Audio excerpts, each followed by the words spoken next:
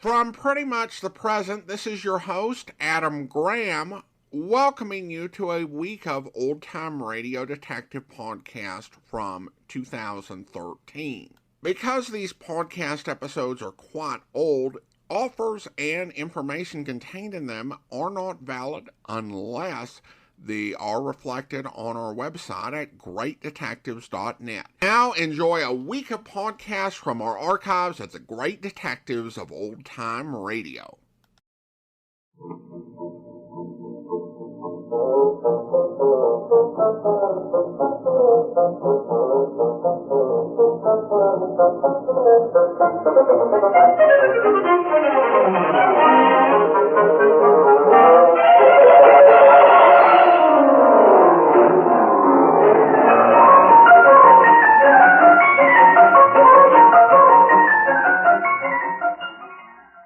Welcome to the Great Detectives of Old Time Radio. From Boise, Idaho, this is your host, Adam Graham. If you have a comment, email it to me, box13 at greatdetectives.net. Follow us on Twitter at Radio Detectives and become one of our friends on Facebook, facebook.com/Radio Detectives. Today's episode is brought to you by the financial support of our listeners, and I want to thank Michael for his support, and I'll be sending along access to our premium site, which we do with all donations of $7 or more. You can support the program at support.greatdetectives.net. All right, well, now it's time for today's episode. This one is called The Lansing Fraud Matter. From Hollywood, it's time now for... Johnny Dollar. Hi, kiddo. Carter at Universal Adjustment. Jim, how are you? In a rush. I have to catch a plane to Tucson, Arizona. Lucky you. Nice there this time of year. No, listen. One of our brokers out there wrote a $50,000 straight life policy on a man named James Lansing. Lansing dropped dead 2 days ago. Uh-huh. And you'll never guess why. I'll bite. Why? Mr. Lansing starved to death. What? With a 50,000... Honest. He died of malnutrition. Got the coroner's report from Tucson right in my hand. Well, if a man could buy a $50,000 policy, he ought to be able to buy himself a square meal. Yeah. Johnny, Flight 203 leaves at 10:45. You interested? See you at the airport, Jim.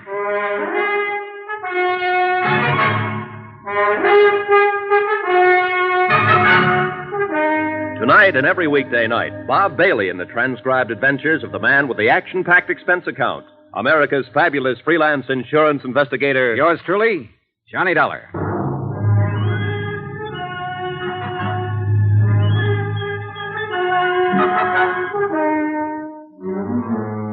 Expense account, submitted by Special Investigator Johnny Dollar to the Universal Adjustment Bureau, Home Office, Hartford, Connecticut. The following is an accounting of expenditures during my investigation of the Lansing fraud. Expense account item 1, $178.13. Cost of plane ticket, Hartford to Tucson. I shaved, showered, packed, and got out to the airport in time to have breakfast there. Jim Carter found me at the cashier's cage. Hey, kiddo, you won't need a coat out there in that desert country. As usual, Jim Carter was bigger than I thought. A man who stands 6'5" always is. A little ruddier, a little more blustery, but as efficient as ever.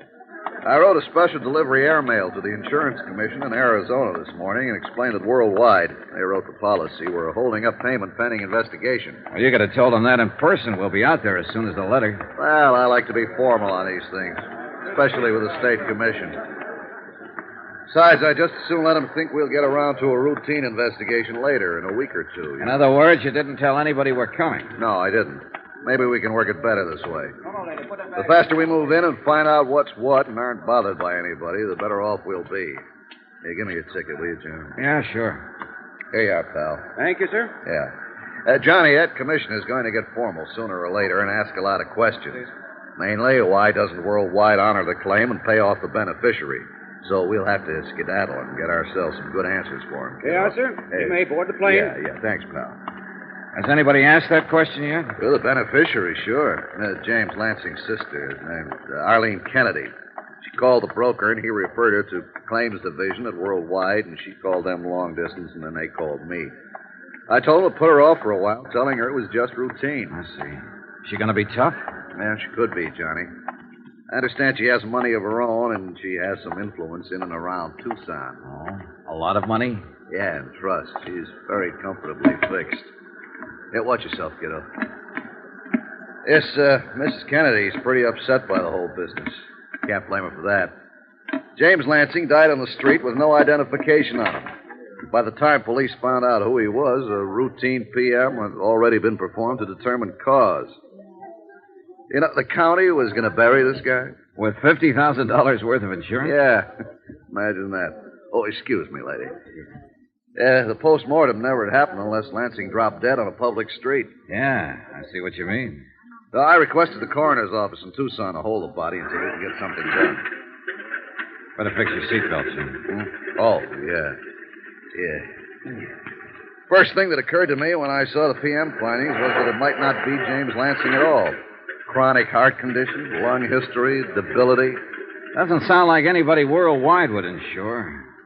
Lansing took a physical before the policy was issued, didn't he? Of course he did. See, have you got any material on his insurance examination? Sure. Right here. Standard form. James Lansing was 100% okay when the policy was issued a couple of years ago.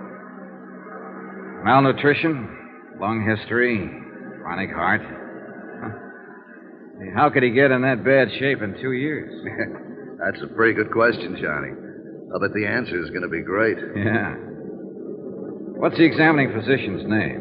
Let me see. Oh, here. Dr. Carl Mayhood, Suite 932, Valley National Building, Tucson. He's our first job, Johnny. Hey, cute stewardess. Yeah. Well, back to business, kiddo. It was a long trip, and I spent most of it going over the material in Jim Carter's briefcase. By the time we circled Tucson Airport at 4:45 in the afternoon, I had the facts pretty well in mind.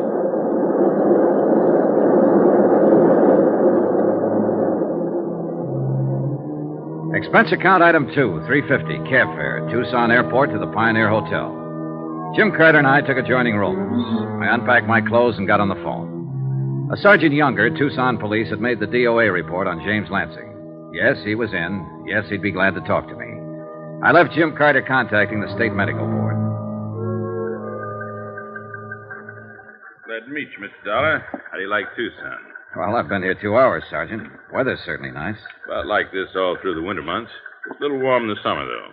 Yes, sir. Now this Lansing matter. Yeah. There isn't really much to tell you, Mr. Dollar. One of the cars answered the call. A man was found dead in the doorway of a jewelry store about 4 blocks down the street. Uh-huh. This was day before yesterday, Sergeant? Yeah. Mm-hmm. I went down to the scene and called the coroner's office. No identification on him, so we started to check him out. Took us a little while.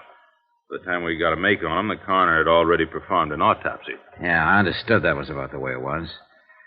Say, tell me, how did you identify him as Lansing?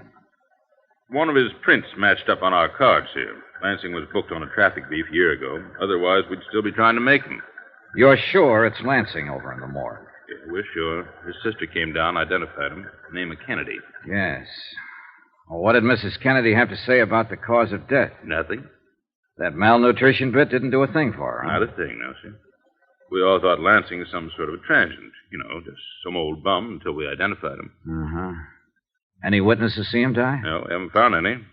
According to the coroner, he'd been dead an hour or so before anybody noticed him at all. Happened early in the morning. I see. Say, did Lansing have any other business down here other than that traffic violation? Nope. All right. Who do I have to see to get into the morgue? Well, I'll phone the coroner for you. Won't be any trouble there. You want to go over now? No, later on, maybe. Dollar. Yeah? Death was from natural causes.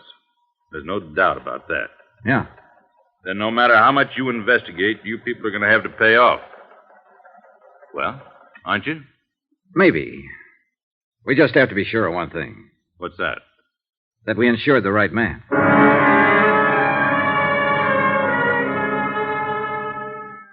By the time I finished with Sergeant Younger, it was 6 o'clock.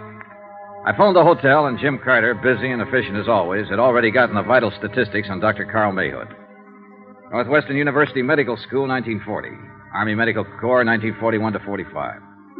Dr. Mayhood's license to practice medicine in Arizona was issued in June of 1946.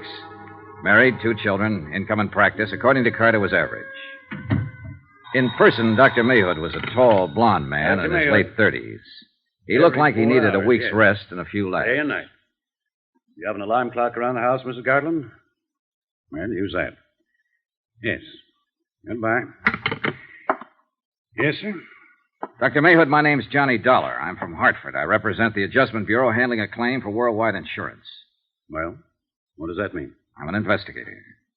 So? July 14th, 1953, you examined a man I'd like to get some information about. I hope this won't take too long. Was it an insurance examination? Yeah. The man's name was James Lansing.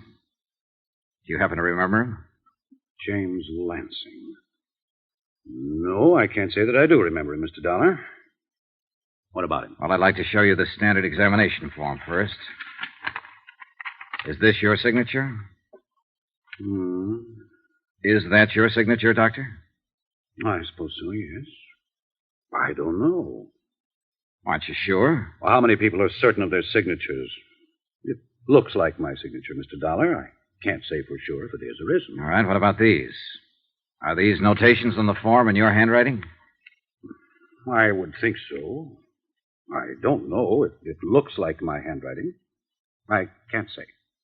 According to this form, you gave Mr. Lansing a complete physical and pronounced him sound. That's my job as a doctor on these insurance examinations. Anything unusual about that? Mr. Lansing died 2 days ago, Doctor. There's nothing unusual about that either. Did they send you all the way from Hartford so I could tell you to go back there and buy a book on heart disease? You can get them anywhere in the country. The simplest kind. Not even a doctor's book. Read it. Know it. And don't take up my valuable time. Now, let me have that. Sure. This patient Lansing was 41 years old. If he had no heart condition when I examined him 2 years ago, and obviously he didn't, according to my findings, it's entirely reasonable to assume that he could have developed heart trouble in a very short while, even the day after I examined him. You people gauge those things in your premiums. Why do you bother me? Are you finished? Huh? I take it you've had yourself a tough day, Doctor, and you don't want to be bothered with anybody. Now, look, I'm not here to bother you. Just from what's on this sheet and what's happened, you're in enough trouble to get yourself involved in a police investigation. I'm here to try to avoid all that, for you as well as me. And please don't lecture me on heart trouble, incidentally. We know the statistics by age, race, color, climate, state, religion, occupation, geographical area, and sex. It so happens we don't have to go into that, Doctor. James Lansing died of malnutrition.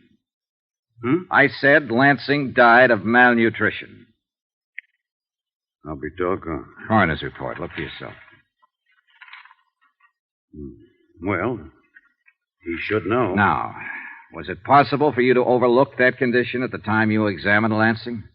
If he'd been suffering from malnutrition in any degree, I would have discovered it and noted it. According to the coroner's findings, James Lansing had been ill several years. The lung and heart condition existed at least 10 years. Can you explain how you were able to pronounce him physically fit, Doctor? No, I can't. Well, how about this, the angina condition? I could have missed that, but it's unlikely with the degree of aggravation noted here on the coroner's report.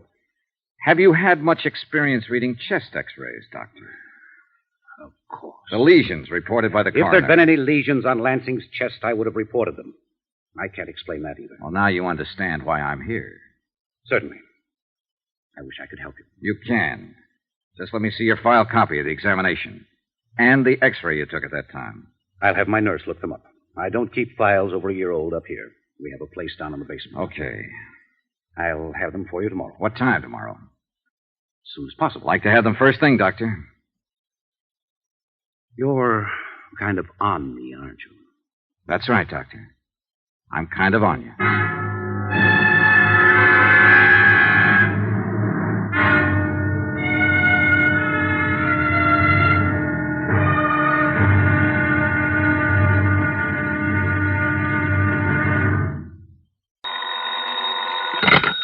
Johnny Dollar. Dr. Mayhood, I sent you a copy of Lansing's insurance examination this morning. Did you get it all right? Yes, I did, Doctor. Thank you very much. Just looked it over. And I take it everything's all right. It's an exact duplicate of the one sent to the insurance company, and that part's okay. But it doesn't straighten out matters on this case. I'm not concerned with your case particularly. I just hope you're through bothering me, Mr. Dollar. Not quite. What does that mean? I want another hour of your time, Doctor. I want you to go over to the coroner's office with me and look at Mr. Lansing's body. What for? To identify it. I've got to know if he's the man you examined or not. About an hour? Doctor, I can get an injunction. All right.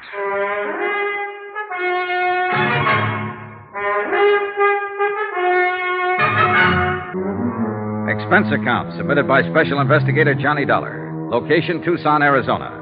To the Universal Adjustment Bureau, Home Office, Hartford, Connecticut. The following is a further accounting of expenditures during my investigation of the Lansing fraud. Or was it a fraud? Expense account item 3, $10, loan. To Jim Carter, who was working with me on the case. Thanks, buddy. I'll pay you back as soon as I can cash a check. Been so busy, I haven't had time. How's your doctor friend? Well, I'm going to pick him up pretty soon and go over to the coroner's office. I want him to look at James Lansing and see if he's the same man he passed on the insurance examination 2 years ago. Either we insured the wrong man or Dr. Mayhood examined the wrong man. I don't know which. How have you done so far? Well, besides what I told you yesterday about Dr. Mayhood? Yeah. Well, he's in healthy financial shape. Not good or bad, but, healthy.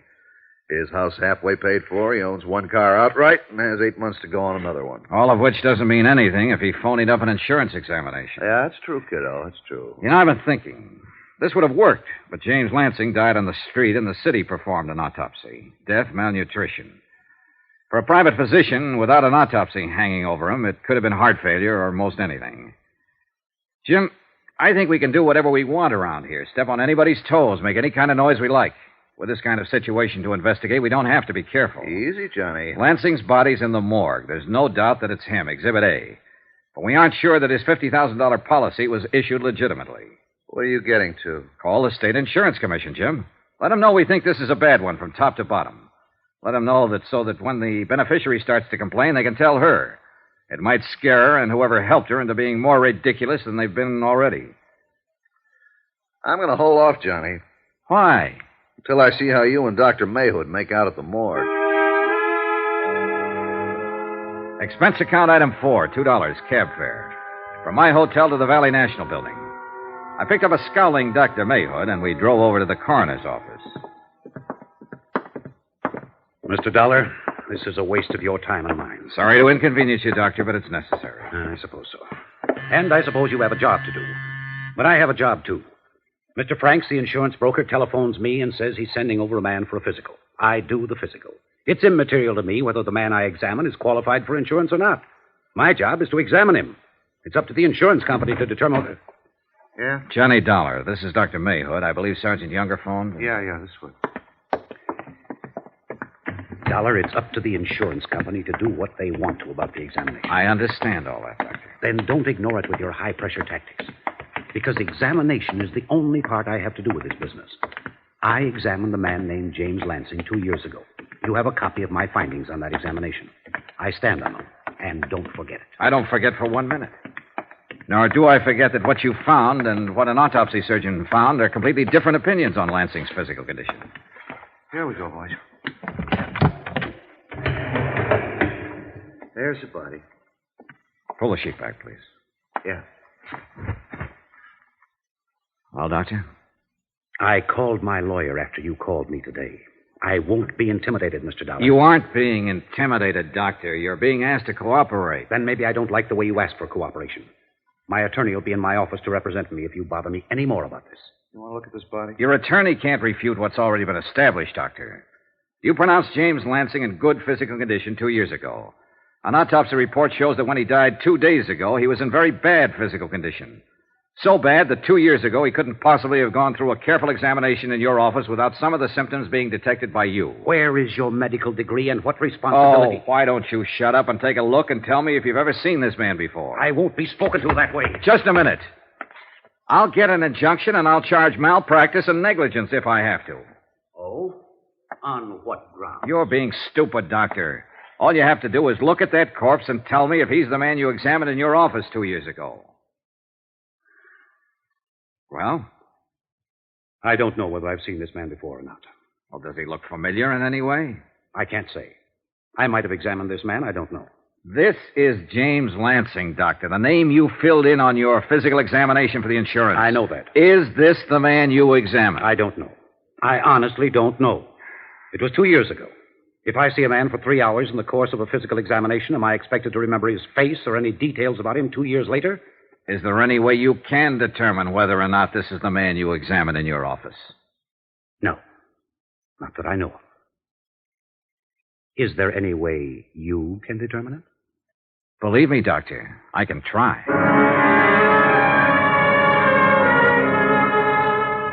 And I did try. That afternoon, over the protest of Dr. Mayhood, I took all of the personnel connected with his office down to the morgue. A nurse, a receptionist, the x-ray technician, and a laboratory worker. None of them recognized the body of James Lansing. Expense account item 5, 10 cents, one phone call to Jim Carter, who'd spent the day preparing the necessary forms for the insurance commission and gathering data on Lansing's beneficiary. You think Dr. Mayhood was in on it? He's too mad, too belligerent, Jim. You don't sound too sure. Well, and maybe he just strikes me as an inept doctor. Well, let's say Mayhood's way down on my list. He examined a man who said he was James Lansing. It could have been anybody. All right, we'll let it go that way for a while. Any ideas? I'm on my way out to Lansing's old address. He had an apartment on the other side of town. I want to see how he's lived out there. Still want me to go ahead with the insurance commission? Yeah, go ahead.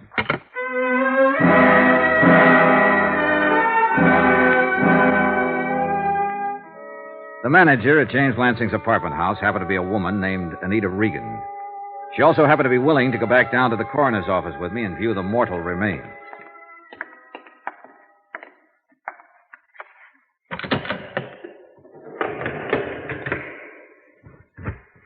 There you are. Oh, Have you ever seen this man before, Mrs. Regan? yes, sir. That's Mr. Lansing, apartment 34. You're positive? Oh, yes. I've seen him every day for almost 2 years. Okay.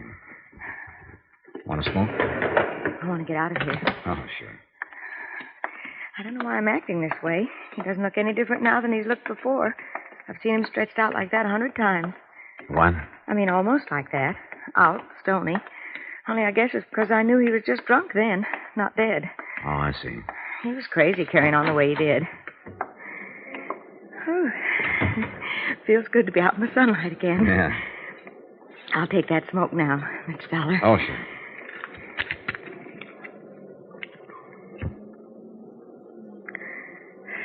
Thank you. Oh, Mr. Lansing used to get up around 10 every morning. He'd look awful, but he was always kind of nice, polite, you know. He'd be regular as clockwork.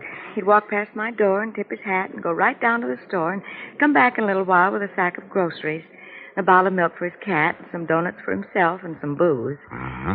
And then he'd just lock himself up in his apartment and stay there all day, drinking. Real alcoholic, huh? Well, I'd say so. At least I wasn't surprised he starved to death. He can't live on whiskey. He was fried to the ears by noon every day, as long as I knew him. Mr. Lansing didn't work then.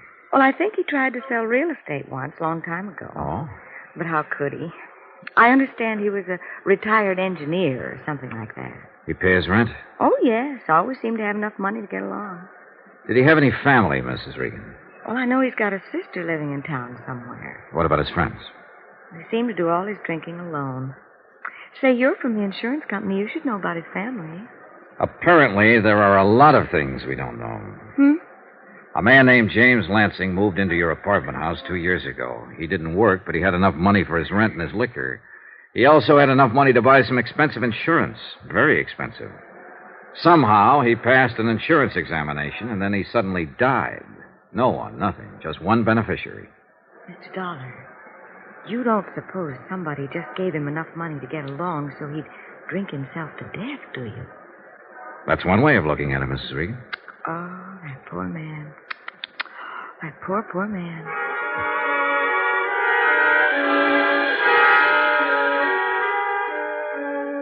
I spent another hour with Mrs. Regan, gathering as much background as I could about the last 2 years of James Lansing's life. I also spoke to the janitor of the building and 2 of the tenants. They all verified the fact that Lansing had been drinking heavily for better than 18 months prior to his death. No one seemed to know why. Jim Carter had an answer. I talked to our man in L.A., Johnny. Lansing lived there before he came to Tucson. He had several arrests for drunkenness, never married. One time he made his living as an engineer. finally got fired for drinking on the job. Yeah, it's just one of those chronic cases. First arrest was back in 1939. How's the beneficiary holding up? The sister? Yeah. Well, Mrs. Kennedy was pretty upset when the insurance commission notified her we were in town making an investigation. Indignant, put out, things like that. She wanted to know how long it'd take. This all comes secondhand from the insurance commission.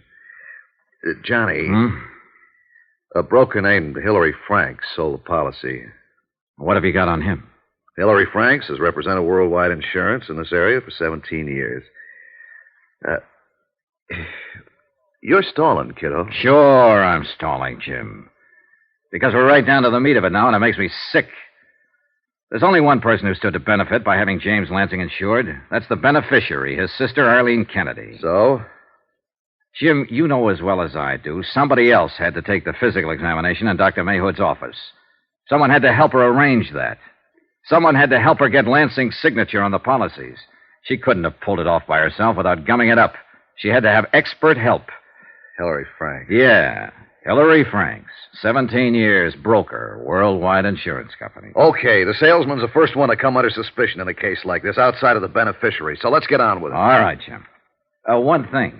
What? Hillary Franks knows we'll be looking at him, and he knows he's under suspicion. That worry you? A little bit. After 17 years in the business, he should also know where we're going to be before we get there. If he did something as dumb as try to work a $50,000 fraud on his own insurance company, he might do something even dumber. If so... Well, what's the 38, Jim? Here. From now on, Johnny, you better carry this.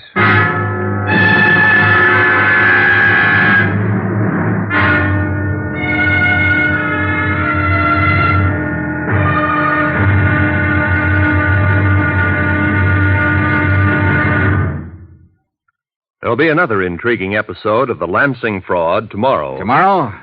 Well, tomorrow there's a bit of excitement when a pair of thieves start falling out. Matter of fact, a lot of excitement. Join us, won't you? Yours truly, Johnny Dollar.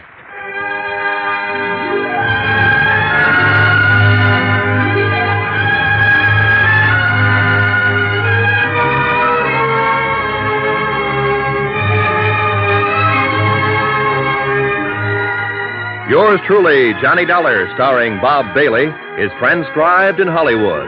Written by John Dawson, it is produced and directed by Jack Johnstone. Be sure and join us tomorrow night, same time and station, for the next exciting episode of Yours truly, Johnny Dollar. Roy Rowan speaking.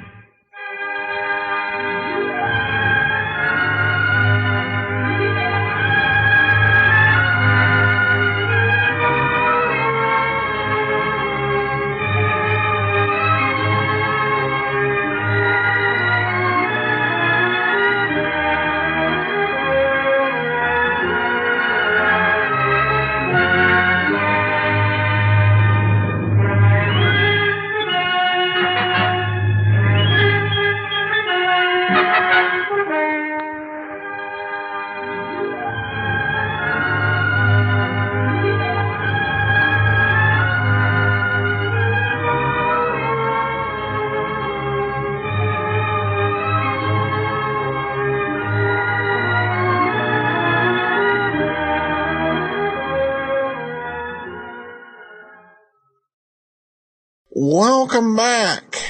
Handing over a 38, that's a pretty dramatic way to bring a serial to an end, or to a cliffhanger. And we'll find out more of what will happen. This one feels a little bit like it's moving kind of slow, so it sounds like part 3 we're going to see the pace pick up. All right, well, listener comments and feedback. Michael, who sent in the donation, said, Adam, just wanted to tell you how much I enjoy your podcast. I listen through iTunes and especially enjoy all of the Johnny Dollar episodes. My all-time favorite is Adventures of the Abbotts and wish there had been more episodes available. As a part of the original TV generation in the 50s, I really find it interesting to connect to so many early TV actors with these programs in supporting roles. Thanks again. And from Mike in Ankeny, Iowa. Well, thanks so much. And The Abbotts definitely was a great series, and we have 16 episodes. I definitely wish there was more. If you've not listened to the Abbotts, I encourage you to go to archives.greatdetectives.net.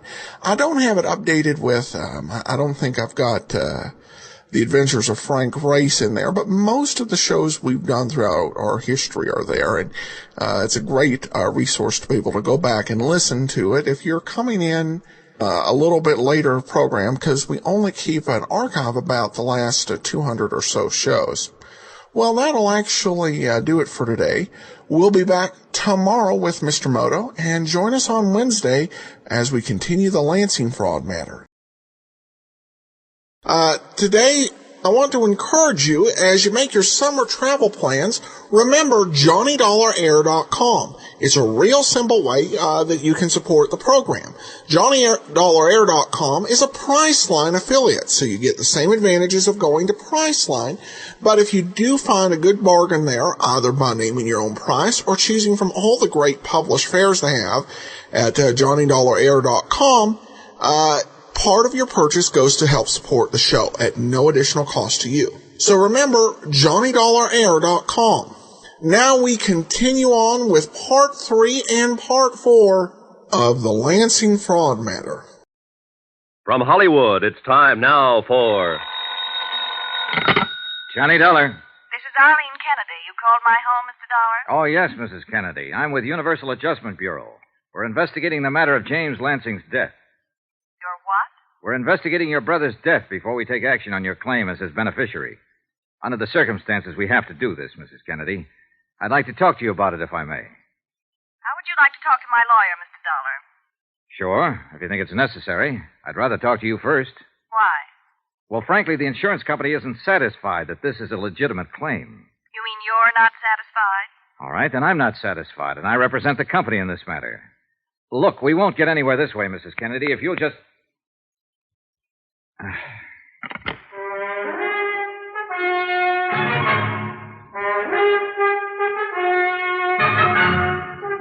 Tonight and every weekday night, Bob Bailey in the transcribed adventures of the man with the action-packed expense account, America's fabulous freelance insurance investigator. Yours truly, Johnny Dollar.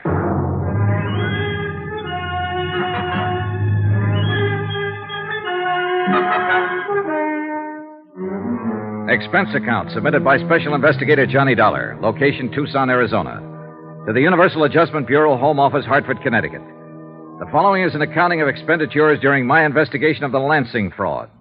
$50,000 worth. Expense account continued. Item 6, $10, car rental, to get to Catalina Vista, where Arlene Kennedy maintained a $55,000 home. It was a warm, sunny day, incredibly clear. I enjoyed it in my drive. However, I can't say I enjoyed Arlene Kennedy. That's as far as you need to come. What? You must be the Mr. Dollar I spoke to on the phone. If you didn't get the idea on the phone, I'll tell it to you again. I don't want to talk to you. Now, please get away from my home. We'll have to talk sometime. I don't think so. I know so, Mrs. Kennedy. I must ask you to take your briefcase and get out of here, Mr. Dollar, now. I'm sorry you feel that way. Look, my brother Jim drank himself to death. I don't know why. I just know he did it. He's dead. I'm his beneficiary. Why don't you pay me what you owe me? We will, Mrs. Kennedy, if the circumstances are right. So far, though, we have reasonable doubt. And this investigation is for your benefit as much as it is ours. I can hardly believe that. When we've satisfied ourselves one way or the other, your claim will be settled. The whole situation's cut and dry. I'm afraid it isn't. Mr. Dollar, I've had enough of this. I'll turn the matter over to my attorneys. Mrs. Kennedy, I don't carry this briefcase to impress anybody, but I thought it might interest you. I have in it a copy of the physical examination your brother took 2 years ago when he applied for his insurance policy. I have a copy of the coroner's report and the results of the autopsy. I don't care what you have. Then maybe you'd just be interested in the conclusion. We have to discredit one item or the other. That's why we can't take any action on your claim yet. Goodbye. Wait. What is it you want to know? I haven't seen my brother in well over 2 years, 3 years. I can't tell you a thing about him. Were you on good terms with him? Of course I was. I was the only one he had in the world. He left me his insurance money, didn't he? Did he leave you anything else? He didn't have anything else. I understand there was a trust in the family. He spent his a long time ago. I understand you're a widow, Mrs. Kennedy. I don't see what bearing that has. Do you have any dependents? No children, if that's what you mean. The money from the policy would have gone to you alone. Let me correct you. The money will come to me alone. I don't know what you people think you can do trying to weasel out of this payment, but I've already spoken with my attorneys, and they've advised me to sue for an immediate settlement and damages. Perhaps I can save you some fees and your attorney some time, Mrs. Kennedy. Where can I contact them? Never mind. You'll find out soon enough. I hope you won't allow them to go so far as a courtroom without speaking to me. We'll see about that, too. I don't need your advice. Now, look, I'm going to tell you exactly what I'd tell them. You can pass it on to them. Your brother could have died quietly in his bed one night, and any doctor would have pronounced him a heart failure, and your claim would have been honored without delay. But James Lansing made the mistake of dropping dead on a public street, and the police took over, and before he was properly identified, an autopsy had been performed. And I intend to sue the city for that kind of liberty. They had no right to... They had every right. An unknown man dead on the street from unknown causes. Now, don't be childish. Because of that autopsy, we know your brother couldn't possibly have passed an insurance examination 2 years ago or 10 years ago. Not with the amount of bad health he'd collected. But he did pass it. The insurance company accepted him as a client. They issued a policy, and you can't deny it. Jim came to me the day after he took out that policy and told me I was his beneficiary. You said you hadn't seen him for well over 2 years. He took the exam a year ago last July. All right, I saw him that one time. Look, I'll lay it right on the line, Mrs. Kennedy. We don't think your brother ever took that physical examination. What? Someone else went up to Dr. Mayhood's office and took it for him. Someone who could pass it. Mrs. Kennedy, we aren't fools, and we don't like to be fooled. Now, we're going to find out who that someone was and how it was done. We're used to all sorts of tricks in this business and all sorts of bluffing, too. You can sue us for a settlement. You can sue us all over the place. With what I have right now, I'd be willing to meet you in a courtroom. I'm talking facts to you, Mrs. Kennedy, and I wish you'd talk them to me. Get out of here. Get out of here, you cheap snooper, before I call the police and have you thrown out. Some more expenses. Item 7, $6, lunch, for Jim Carter and myself. You'll pass the cream, Johnny. Thanks. Well, what do you think, Jim? Mrs. Kennedy? Yeah. Well, it's hard to say. She's going to make it as tough as she can for us, judging from her attitude toward you this morning. How does the commission feel? Well, they feel very badly that something like this has come up. They've requested us to act with discretion and to act swiftly. They're certain the entire matter can be settled without legal action. Would you pass the sugar, please? Uh-huh. Aren't they going to cooperate? They aren't going to do anything until we show cause. They did mention that their action will take place in 10 days, so that means we've got 10 days to write such a statement. Tell me what you've learned about Mrs. Kennedy. Well, she was widowed 5 years ago. Her husband was a lawyer. He left her $40,000 in insurance and $15,000 in debts. Her family, the Lansings, had money at one time. Enough so that she gets 1/2 of 1/10 of 1% of an oil company out on the coast. It pays her about $750 a month.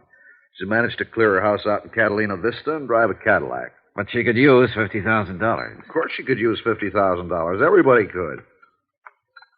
Johnny, when are you going to start on the insurance agent? Hillary Franks, I've already started.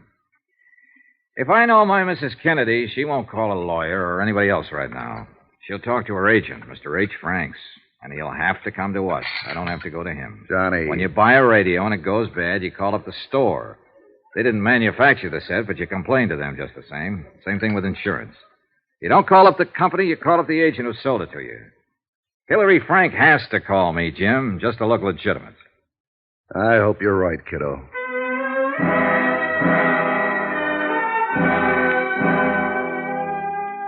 After lunch, I went back to my hotel room and opened up the file Jim Carter had collected on Hillary Franks. Hillary Franks, age 56, college graduate, married, 2 children, wife deceased, income good. No record of any kind for any offense. Highly thought of by worldwide insurance officials. The 17 years with the company sort of got me. He started as an agent when he was 39. This is Hillary Franks, Mr. Dollar. Yes, sir. I understand you're in town on a little investigation for the Home Office. Wonder if we could have dinner. As a matter of fact, I was going to call you, Mr. Franks. The policy I'm working on was written by you. Yes, I understand that. Mrs. Kennedy, the beneficiary, called me today. Seemed very upset. I thought perhaps we could discuss it over dinner. Anything wrong with right now at your office? Why, nothing.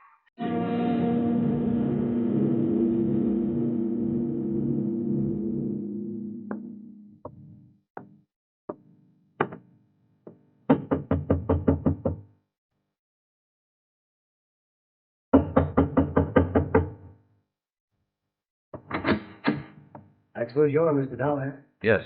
Maria, that's my secretary. She's already gone for the day. Sorry you had to wait so long. Mr. Hilary Franks looked straight life insurance from the top of his iron gray hair to the tips of his polished brown shoes. He had a quiet manner about him and a pair of large brown eyes that looked wide open and honest. Come in, Mr. Dollar. Thank you very much for coming over. I was surprised when Mrs. Kennedy called me about this matter today. Surprised to learn that you were in town. Were you? She said you'd been over to her home this morning. That's right. Well, just what is this all about? We have reason to believe Mrs. Kennedy is a party to an attempted fraud, Mr. Franks. I gathered it was something like that. I've been writing policies for worldwide insurance for 17 years, Mr. Dollar. And this is the first time anything like this has ever happened on one of them. I believe you, Mr. Franks, and your record. But there's a first time for everything. Yes. I'm here to find out all I can about the circumstances under which you sold the policy to Mrs. Kennedy's brother. Well, nothing unusual about it, Mr. Dollar. I think there was. Eh? James Lansing was a bachelor. He lived in a fairly nice apartment on the other side of town. No dependents. Now, what made James Lansing a prospect for life insurance, Mr. Franks? Well, it's more of a personal thing, really, I suppose. My wife and I were interested in buying a home a couple of years ago. It was one we liked in Catalina Vista. The real estate agent happened to be James Lansing. That's how we first became acquainted. Uh-huh. Mrs. Franks and I saw Lansing, 2 or 3 times. Had dinner together, you know. And I managed to sell him the policy. I understood he was an engineer. He had been at one time in Los Angeles. And he was only engaged in the real estate business here for a very short time. Really a matter of a few months. I see. Did he do very well at it? I don't think so. I don't think he worked hard at it. You see, he had a fairly comfortable income from money left by his father. You didn't buy the house from him? No. Too much? No. Mrs. Franks died rather suddenly about that time, and I had no need to buy a home. But out of the association, you interested Lansing in buying insurance from you? Yes. What kind of a man was he? What do you mean? Well, just your opinion, Mr. Franks. Well, just a client, Mr. Dollar. I looked at him and treated him just the same as any other client. But you saw him socially several times, had dinner with him. Do you do that with all your clients? I might. I remember he was trying to sell me something, too. Aye, sure. How'd he look? What? Pale, thin, emaciated, what? Oh, he looked fine to me. Did he drink much? Oh, I don't recall. Think. It's important. Well, I don't recall. Then I'll recall for you, Mr. Franks. Lansing did drink a lot on those occasions.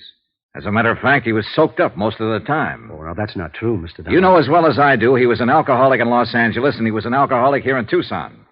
He died of malnutrition, a direct result of his alcoholic condition. Well, I'm not a doctor. I had no way of ascertaining that. You don't have to be a doctor to smell booze, Mr. Franks.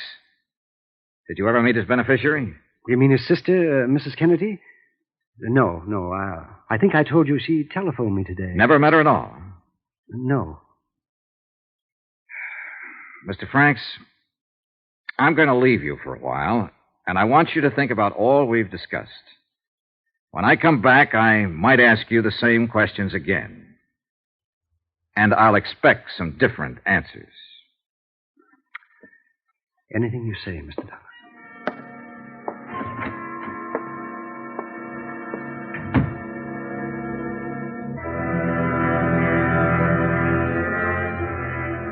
Hilary Franks, 17 years insurance broker, was a bad liar. He was worse than that. He was a stupid, awkward, unprepared liar with no idea of what he was up against. He knew I was going to get him and get him good, and he didn't know what to do about it.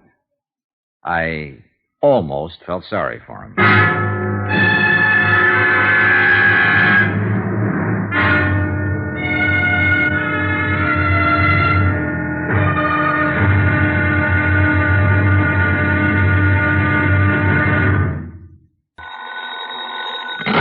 Johnny Dollar.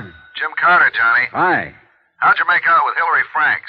The agent who sold the policy? He's worried, he's scared, and he's already doing everything wrong. I left him about an hour ago to think things over. Ah. Mrs. Kennedy's fighting back. What do you mean? Her lawyer served notice on us an hour ago to pay up on the policy or else. Just a bluff. Yeah, but this wasn't. She got a court order and made the coroner release her brother's body. She took it right to the crematorium. Exhibit A is a pile of ashes by now. Uh-oh. Her Our next step is to contact the State Insurance Commission and have them order us to pay off or show cause. We'll have to act fast. Maybe I better go back to see Mr. Hillary Franks.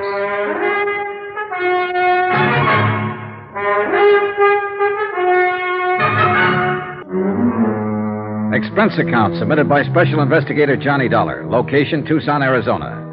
To the Universal Adjustment Bureau, Home Office, Hartford, Connecticut. The following is an accounting of expenditures during my investigation of the Lansing fraud. $50,000. And by now I was sure it was fraud.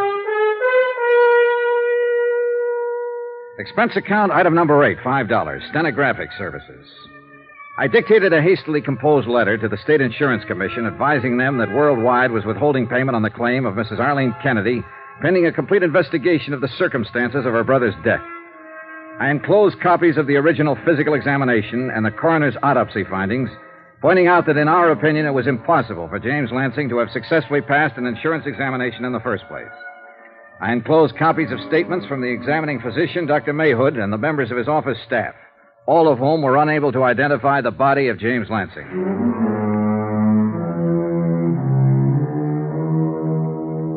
Expense account item 9, 52 cents, postage. I sent the letter to the state capitol special delivery in the hope it would arrive there before Mrs. Kennedy's lawyers took the anticipated action. After that, I drove back over to the office of Hillary Franks. He was the same as I left him an hour before. A little shaken, but still unable to realize quite what was happening.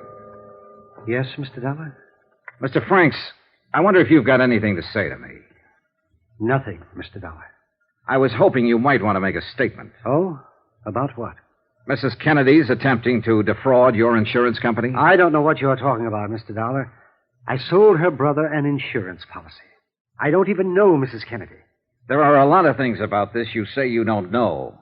You want me to lay it on the line? If you like. All right. Someone else had to take that physical examination for James Lansing 2 years ago. I think you arranged for someone to do it, or you helped Mrs. Kennedy arrange it.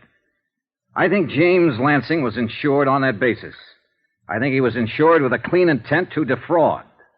Lansing's health wouldn't permit that kind of insurance. Right now, our Los Angeles men are looking into Lansing's activities there. Somewhere along the line, they're going to turn up a medical history that'll show Lansing was already dying when he came to Arizona 2 years ago.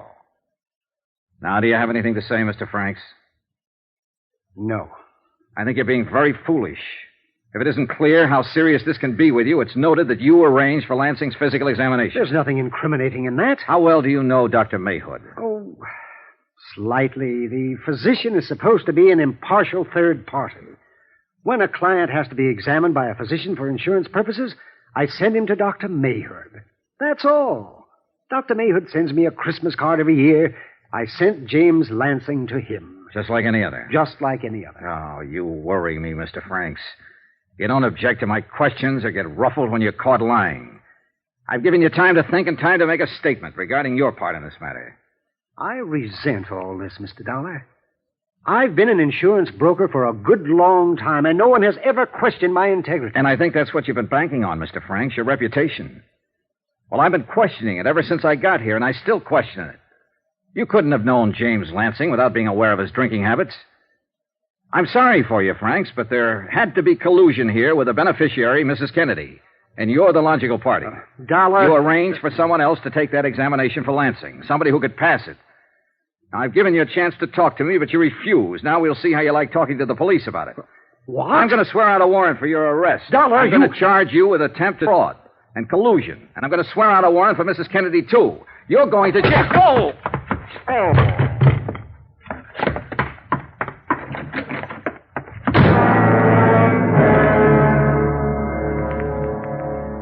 In the 3 minutes it took me to recover from the blow from the paperweight and get my breath inside of me and my feet under me, Hillary Franks was well out of the way and out of sight. About that time, Jim Carter walked in. Hey, what happened to you? Hillary Franks. He got scared, swung a paperweight at me, and beat it. Well, if he's playing rough, I don't want to take any chances. Oh, put that phone down. He hasn't admitted anything yet. Smacking you on the side of the head is admittance enough for me. No, I want a statement. I think I can get one. You have to find him first, and he's running. He won't run far, Jim. What makes you so sure? Hillary Franks doesn't know how to run.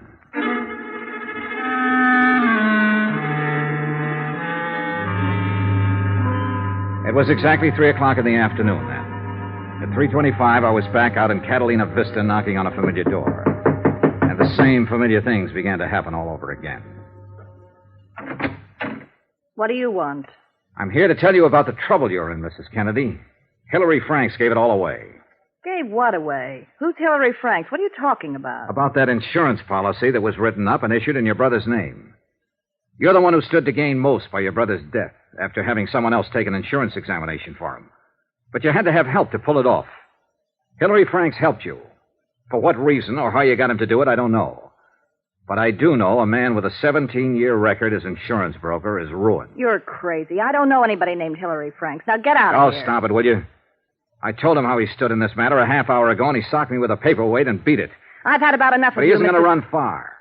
Principally because he doesn't know how to run, Mrs. Kennedy. He'll cool off, and he'll begin thinking about all this business in a new light. A few minutes ago, it dawned on him what he'd done. He kicked his whole lifetime right out the window. He'd been found out. He's lost all around. And he's going to be mad about that. And you're the one he's going to be mad at because you got him into it. I told you, I don't know anybody named Hillary Franks. That's the last time I'll say it. He'll probably want to kill you, Mrs. Kennedy. What? I said he'll think about all this, and he'll probably want to kill you. Do we talk now? I don't see why. I've done nothing wrong. Who did you get to take that physical for your brother? I don't know what you're talking about. You got your brother drunk enough to sign the insurance papers, didn't you? I had nothing to do with my brother taking out life insurance and naming me his beneficiary. That was his business. Now that he's dead, it's my position to receive the payment. That's all. Okay, Mrs. Kennedy. We'll get it all from Hillary Franks. Yes, why don't you do that? In the meantime, I hope you sleep well, knowing what you've done. You'll never be able to prove any of these things you're saying. Never.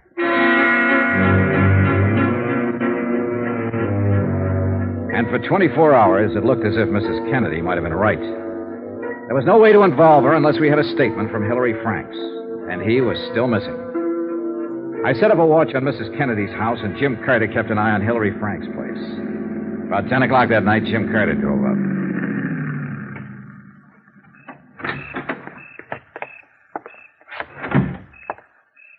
Hiya. Hi. Any action? No. Mrs. Kennedy's been in all the night. No one showed up. Mm-hmm. How about Frank's place? No. No one there when I left an hour ago. You'd think he'd come back for a suitcase or some money or something. Yeah. Hey, Johnny. Mm-hmm. I called in the police. Oh. In the name of Worldwide, I filed charges of attempted fraud and collusion against him. They issued a warrant half an hour ago. He's on an APB in all the local bulletins. Well, I suppose you had to do it, Jim. Yeah. We'll let the police handle this part from now on, huh? How about Mrs. Kennedy? We'll keep an eye on her, too. Did you file any charges against her? Not yet. We need a statement from Franks. Jim. Yeah?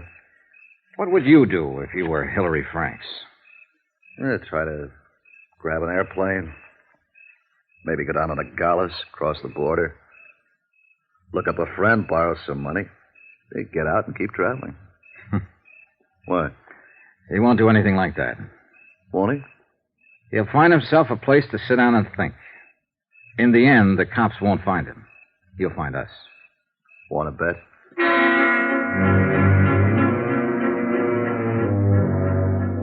By the next morning, the police had still been unable to locate Hillary Franks. I left Jim Carter in the room on a long-distance call to the Insurance Commission, advising them of the events up to date. Drove out to Hillary Franks' office. I noticed 2 police officers loitering across the street as I walked in the front door.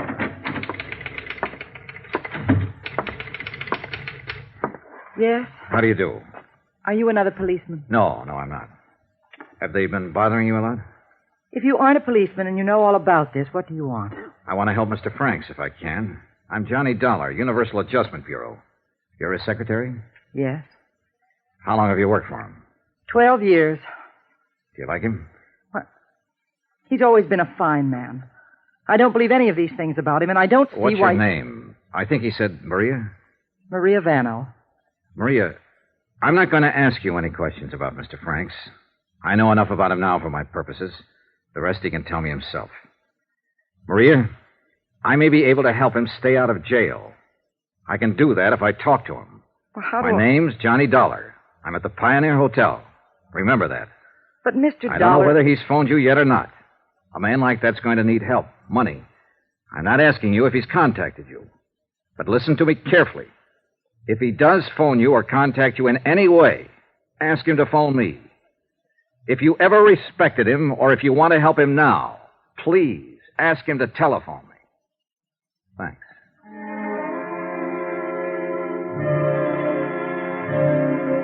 I drove back to the hotel and waited for results. Another 12 hours went by. Hillary Franks was still missing, and Mrs. Kennedy was still refusing to admit anything. Finally, about 11 o'clock that night, my phone rang. Johnny Dollar. Hello. This is Hillary Franks. Where are you? Never mind. Dollar, they know all about me back at the Home Office, I suppose? Yes. I'd like to explain some things to you so you can pass them on. I'd like the people back there to know why I did it.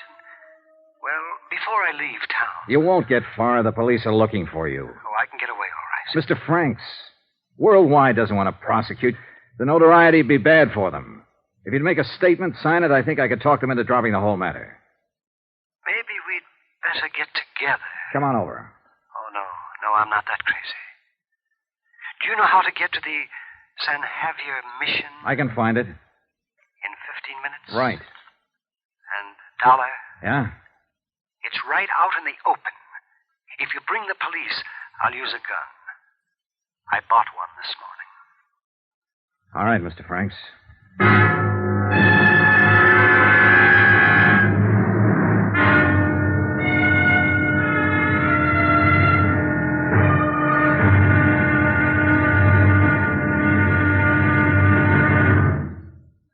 There'll be another intriguing episode of the Lansing fraud tomorrow. Tomorrow, $50,000 worth of murder. Join us, won't you? Yours truly, Johnny Dollar.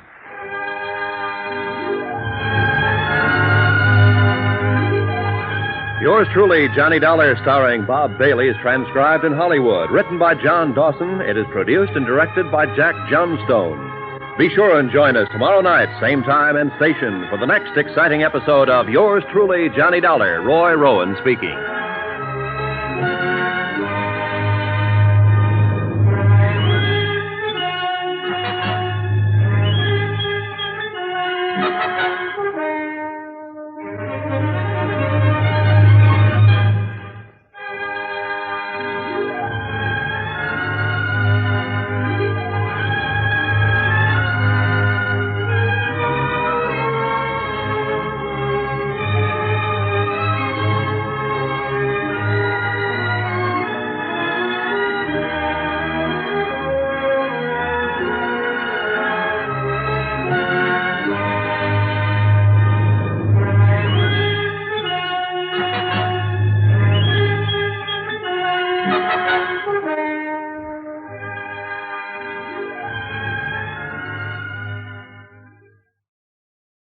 Welcome back.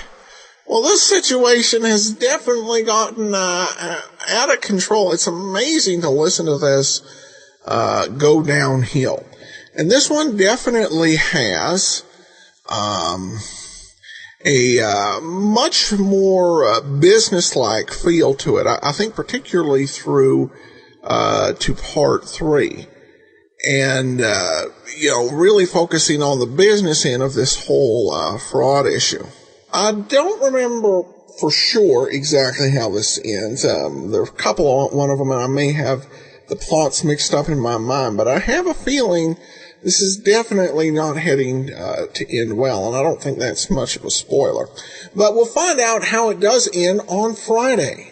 Join us for the final part of the Lansing fraud matter. And tomorrow, our second to last Sherlock Holmes podcast. Be sure and listen to that. Today's episode is brought to you by the financial support of our listeners. Thanks so much for your support. You can support the show at support.greatdetectives.net. I'm actually recording this program the day it was supposed to air. Somehow or another, we had a bit of a mix-up where The Mr. Moto recording didn't get recorded, and yesterday people heard Johnny Dollar. I apologize for that mix-up, and I'm doing what I can to rectify it. So, fortunately, I did not have the commentary originally recorded, so I'm re-recording that commentary for Mr. Moto. Today's episode is called Smokescreen, and there was one lost episode in between, so let's go ahead and we'll take a listen. This is Mr. Moto, Mr. I.A. Moto.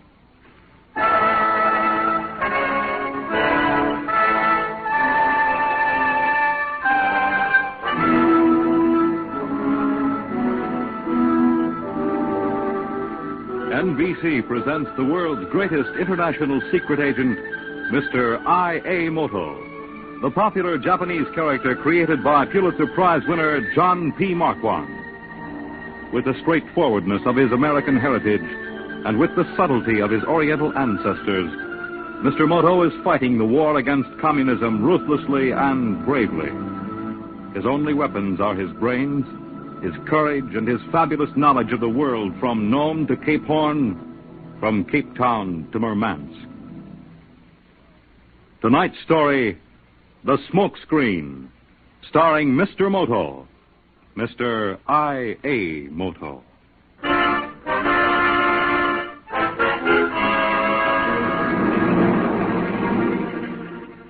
The boy, unbelievably young, writhed on the floor of my New York apartment. His legs convulsed in the rope which tied them together. His thin adolescent wrists strained hopelessly at the handcuffs. It is impossible not to feel sympathy for a human being possessed by such a devil. He had bitten his forefinger almost through. He screamed about a white crippled cat that clawed at him. There were hollows of anguish under his eyes. His skin glistened bloodless, and his throat stretched with suffering. Mr. Moto, please, please. Tell me the truth, Sash. Melt me a cat and I will. Please, Mr. Moto, melt me some of God's medicine. I can stand it much longer than you, Zash, and I have plenty of time. I'm going crazy. Crazy! Zash, there are 100 tons of opium somewhere on Manhattan Island. You know where. Now, tell me. I can't. They'll kill me. They won't. They will. They're devils. Please, Mr. Moto. I'm an addict. I'm hooked. Give it to me. You can break the habit, Sash. I'll help you. You can be strong again because you are young.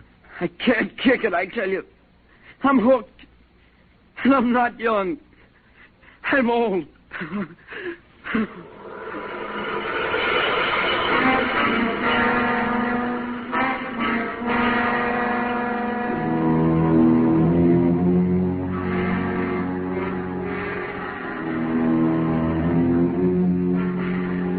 Assignment Smokescreen began in several cities of the world at once. And at first, I was the only one in America who knew of its beginnings. My information came through a friend from Tokyo, a Count Takahashi, a man of immense wealth who flew from Japan to New York to have 1 hour's conversation with me. Immediately after my talk, I called on Captain Beresford of the Narcotic Bureau in his New York office. Captain Beresford is a quiet, cultured man who seldom swears, seldom raises his voice. My story shocked him into a hard-faced, stunned silence. Mr. Moto, I can't believe it. I am afraid, Captain Beresford, that it is quite true. Tell me about this Count whatever you said. Count Takahashi, an old Japanese family. My house once served his house with honor and self-sacrifice. He feels he owes me a debt. Do you mean to say he flew all the way from Japan just to talk to you for an hour? He did. You see, he knows what opium has done to the Orient. And you're sure his information is accurate? As I am that the sun will rise in the morning. He is an ex-addict himself. I see. He knows how dangerous a weapon it can be. For 700 years, this drug has debilitated, weakened, ruined. While we may think it is impossible here, the fact remains that at one time in history, 25% of the population of the Orient either smoked opium or were addicted to its morphine derivatives. Oh, but surely in the United States we're I able to... wonder if we are. We are an erratic, excitable people. Opium has an enchantment that is difficult to resist. That is why it is so terribly dangerous. Yes, I know. Count Takahashi has reason to believe that 4 months ago, a shipment of 50 tons of raw opium was dumped on the market in Hong Kong. From there, it went to Tokyo. In Tokyo, it disappeared. How? It vanished as completely as if it had been swept into the sea. 5 days ago, an additional 200 tons did the same thing. Vanished. Disappeared from sight as completely as a tea-bug in the heart of a poppy. 400 tons of opium, Captain Beresford, would supply the entire medical needs of the world for 2 years. The whole world for 2 years. Well, frankly, I just can't believe that 400 tons of anything could get into this country without the Customs Department getting wind of it somewhere. The drug was smuggled to America aboard a submarine owned by the Chinese Communist Navy. It was taken ashore at night on Stewart Island. The San Juan Islands? Yes, in the state of Washington. From there it came across the continent in trucks as a shipment of canned salmon. And your friend believes it has international implications? Count Takahashi assures me it is another tentacle of the communist octopus. Spread the dope habit. Devour the blood of America's young men and women. Lower the birth rate. You know, of course, that prolonged drug addiction frequently results in sterility. Certainly I know. Moto, we've got to work fast. Exactly, Captain Beresford. I have asked that this be made my personal assignment.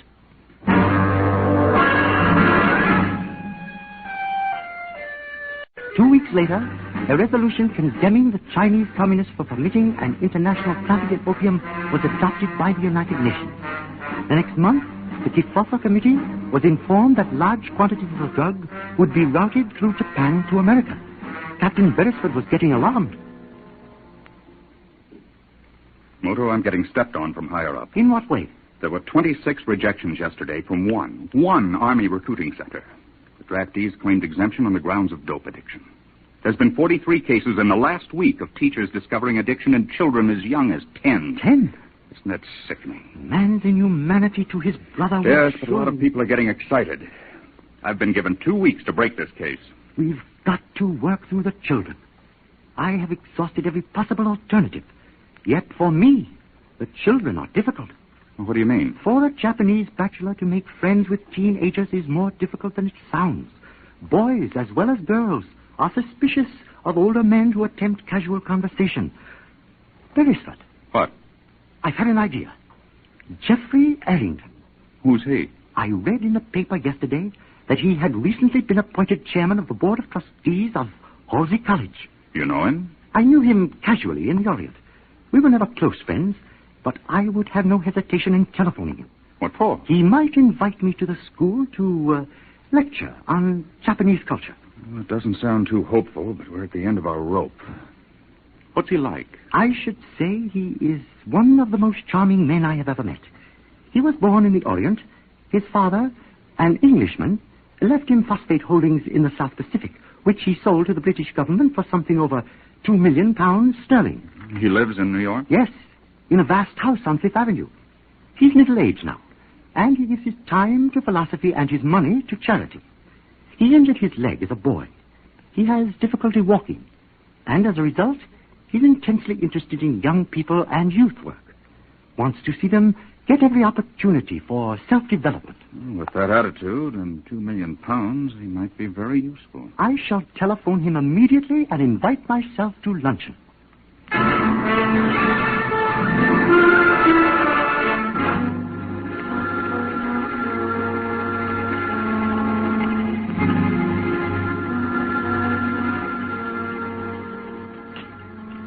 But, Moto, I don't quite understand why you're suddenly so interested in meeting young people. Jeffrey, may I be very rude and not tell you? Oh, your work. I see. Well, as a matter of fact, you've chosen a good time. In what way? Oh, do you mind if we have our liqueurs at the table instead of in the drawing room? My leg's acting up a bit today. Not at all. Did I mention I've just recently been elected chairman of the Board of Trustees for Halsey College? Yes, I read about it. I'm beginning to center my ambitions in the coming generation. I'd like them not to lose faith in their elders. I would like them not to lose faith in themselves. Then you may count on my complete cooperation. The reason I say you've chosen a good time is that tomorrow night I'm giving a sort of graduation party for all these students. Be about 200 of them. Would you like to come? You can meet every single one of them if you want to. I should like that very much. Fine. Buffet, supper, and dancing. Come any time you like after 9 o'clock.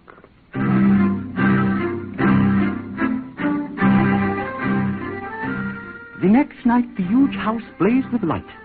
200 young people were dancing and drinking champagne. In a way, they were representative of the young of our country.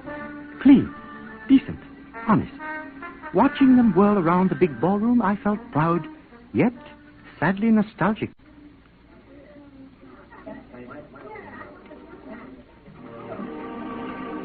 These are troubled times for the young. They live in the threat of war. The draft hangs over their careers and their marriages. Tonight, there is a desperate quality to their merriment, as though they were snatching one last hour of dancing before settling their bill with the piper.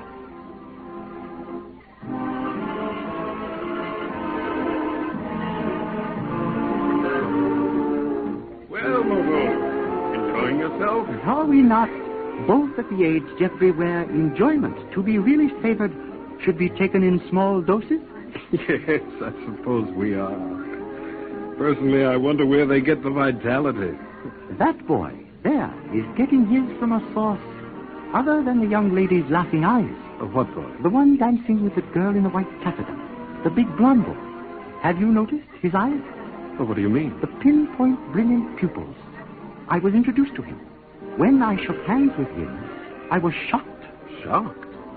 Why? His skin temperature is at least 102. See here, Moto, what are you getting at? I am suggesting that the young man is a morphine addict. Moto? Yes, a rather recent addiction. Well, you're joking. On the contrary, Jeffrey, I'm deadly serious. Dope addiction in adolescence is all I think about these days. I'm working on it constantly. Would you care to tell me about it? Certainly, if you are interested. Come along up to my den. It's upstairs, away from the rest of the house, and the party will run quite smoothly without us. Then, by all means, you lead the way. Through that door. I had a small elevator installed from the garage to the 4th floor. After you. Thanks. Go ahead. The elevator's automatic. Thank you.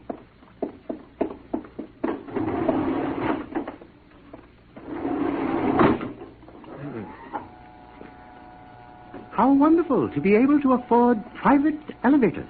My leg bothers me quite a bit. Stairs are difficult for me. Moto, are you sure about this dope business?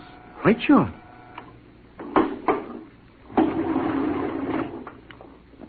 Now, this is my own private hideaway. In here I can be quite cut off from the rest of the house. Sit down. Make yourself comfortable. Thank you. Would you like a drink? Yes, thanks. Good, good.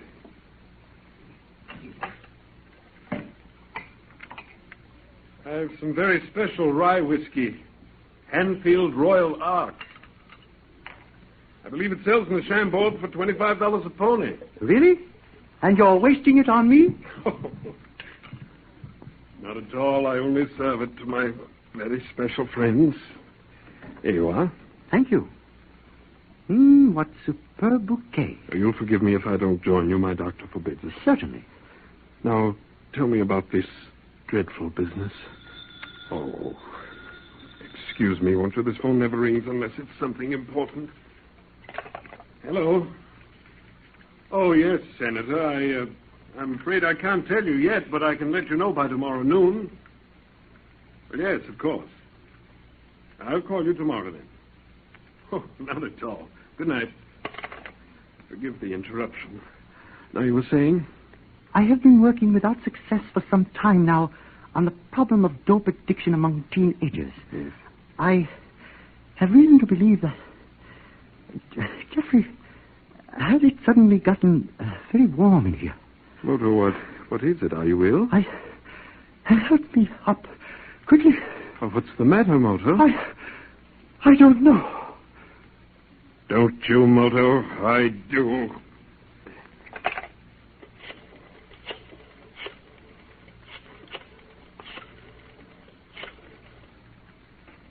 Treadwell, get over here quickly. I found the source of our interference. Use the garage entrance in the elevator and hurry, will you?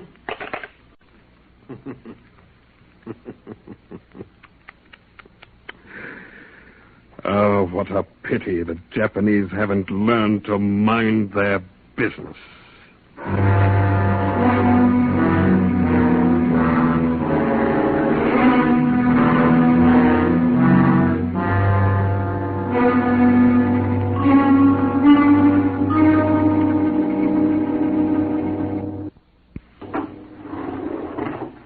Well, it's about time. I got here as soon as I could, Mr. Errington. Who's that? His name is Moto, and don't underestimate him. Tripping about? Yes. Can you do it tonight? Sure. And get him out of here. Anybody see you come in? I drove into the garage, took the elevator. Pick him up and get him out of here. What did you give him? The usual. He'll be unconscious for at least 3 hours. Good. Okay. Hey, small, isn't he? Saw rattlesnakes. You coming? Yes, go ahead. All right, don't worry, Mr. Errington. Everything's okay.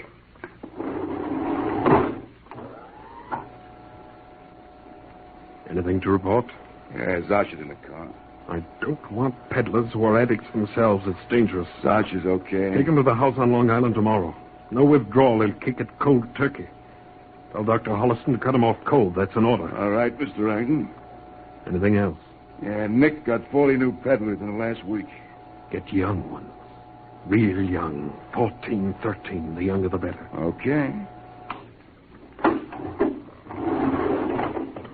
Will I put our friend in the back seat? Yes, he'll be out for 3 hours.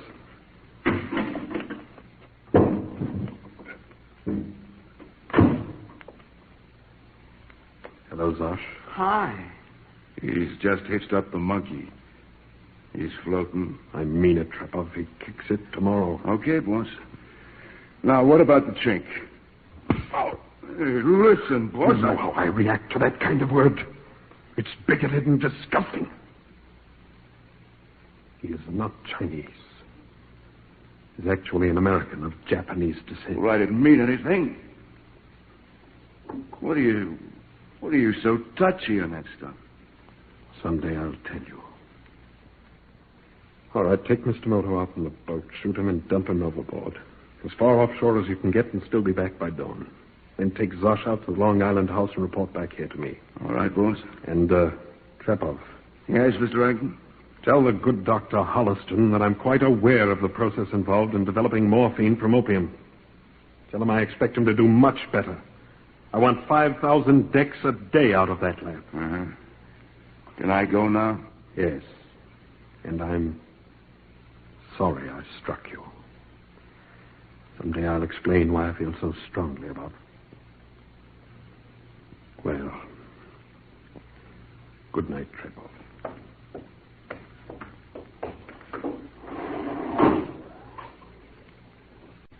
Big meathead, who's he think he's pushing around? All right, get over, Zosh, and stay awake. Hi, boy. I tell you, the cat's swinging high tonight.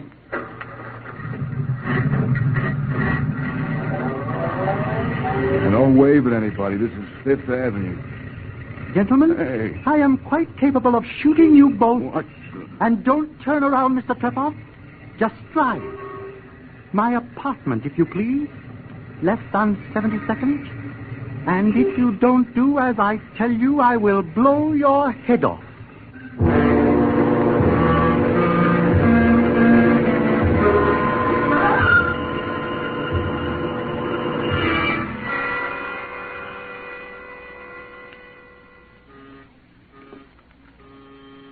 Keep quite still, Trepov. I'm warning you. Come in, Captain. I got here as soon as... Hey, what's this? This is a man named Trepov. He was commissioned by Jeffrey Errington to kill me. Errington? Incredible, isn't it? Errington tried to drug me with chloral hydrate and whiskey. He made a slight error, which I will explain later. I was to have been taken out in a boat. I overheard enough information to send Errington and his gang to jail for 20 years. Take this man and book him for felonious assault, attempted murder, whatever you like. All right. What's the matter with the boy? Hiya, copper. Having fun? That is Zosh. He's riding morphine 1,000,000 miles away. Okay, now come on, you. You can't make it stick, copper, never. Leave me your handcuffs, will you, Captain? What are you going to do? Perform an experiment. Whatever you say. Thank you. And come back here as soon as you can.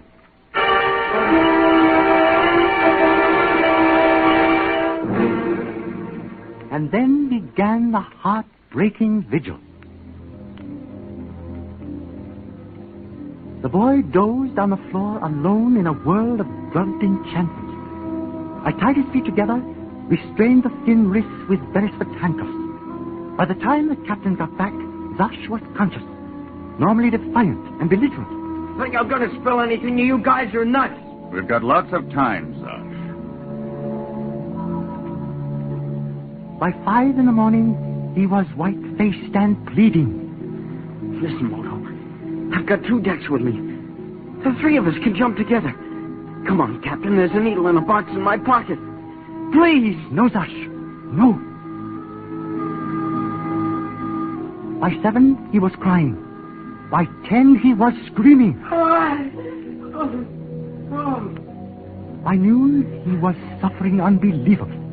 The hacking addict's cough racked at his frail lungs. 1,000 devils tore at every whip-lashed, quivering nerve. I'm dying, I tell you. I'm dying. At 1 p.m, he talked. Names, addresses, everything. Captain Beresford took it down.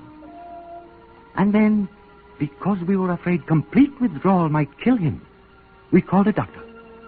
The doctor gave him 2 grains in his right arm. As always, the results appalled me. As the morphine hit, his eyes became dewy bright. The glow of health returned to his cheeks. He went quite happily with the doctor to Bellevue.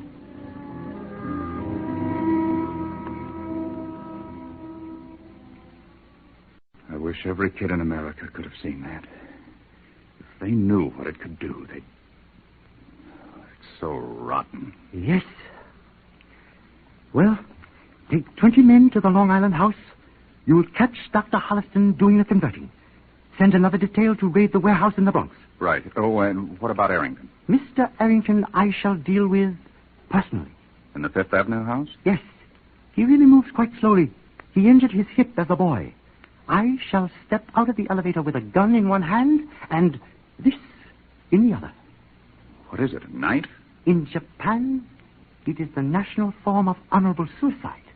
Literally translated, it means belly cut. You know it better, perhaps, as harakiri.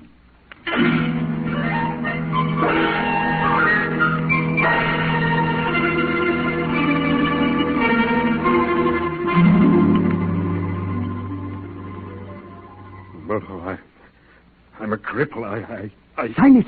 No. Now take that knife away from my eyelids. Harrington, there is no time for discussion. I have a right to a trial, a free democratic trial. Harrington, you have no right at all. This morning I watched a boy suffer agonies. But what is the use of telling you? You know. In 5 seconds I shall go to work with this knife. Believe me, you will not enjoy it. Listen, 1, 2... You're insane, you're... 3, 4... All right. I will. For heaven's sake, take that knife away from my eyelids. Sign it.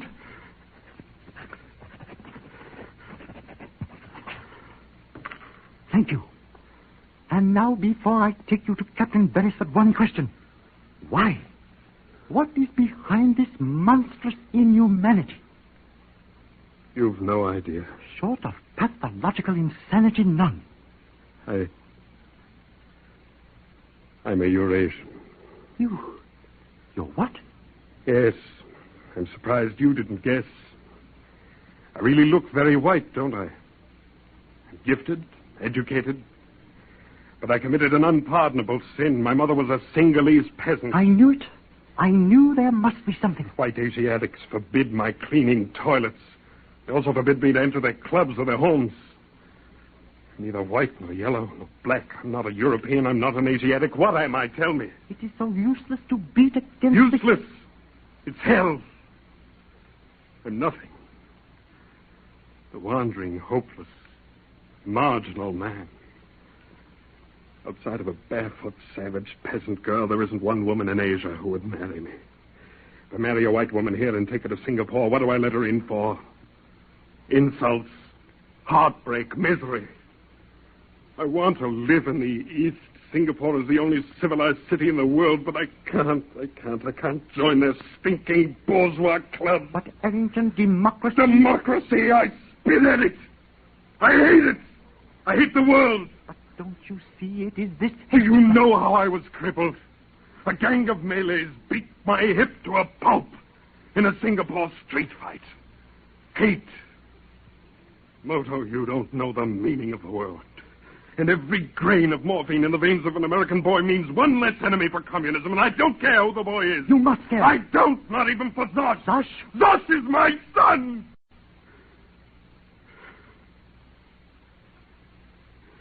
Well, now you know. Now you can take me down to your police station and introduce me to justice. Do you know why she's pictured with a bandage over her eyes? Because if justice could see, she'd throw up.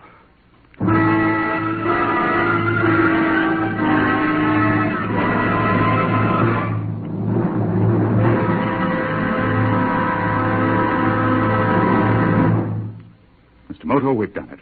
26 indictments and charging conspiracy to import opium. We've got every single one of them. And recover the opium? Over 500 tons of it. Good. Then the smoke screen has lifted. I have one of my own. But surely everything is quite clear. That whiskey Arrington gave you the night of the party. Why didn't you drink it? He had to be dramatic. He told me it was Hanfield Royal Ark Special Rye. It so happens it is distilled in England. During the war, the warehouse was bombed. All but 5 cases of Hanfield Royal Ark were destroyed. They never manufactured that particular blend again. But Arrington is wealthy. Wasn't it possible? No. Of the 5 remaining cases, Sir Graham Hanfield gave 3 to King Farouk of Egypt as a wedding gift on the occasion of his first marriage. Don't tell me that the other 2 were... Yes. In return for a trifling service some years ago, Sir Graham gave them to me. Moto, you're incredible. Don't you ever make a mistake? Sometimes I wince and lash out inside when people call me a dirty Jap. I was born in San Francisco. I am as American as you are. No, but surely these people are, well, they're... That is true. They are ignorant and narrow, and their number is decreasing. Yes, I think we're growing up. Slowly, maybe, but growing. I hope it is not too slowly. I hope we achieve maturity before it is too late. That is one way everybody can fight communism. Simply by growing up and out of prejudice. It is a battle in which every one of us can be a soldier.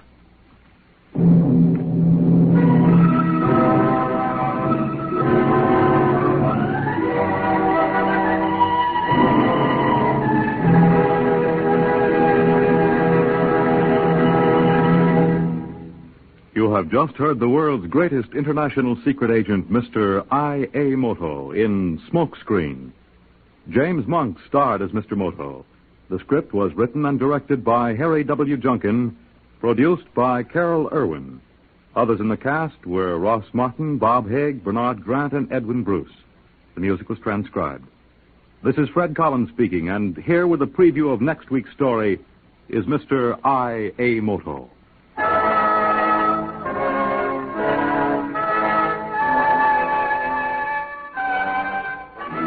The poet Sain Chua has written, "A man who lives a falsehood must each day die a little." Next week, the story of truth twisted. A journey into horror made by a gracious woman and her desperate son, both caught in a sickening web of blackmail. And now may sleep fall upon your eyes as softly as poppy petals on a placid pool. May your soul be blessed with repose, your dreams with enchantment.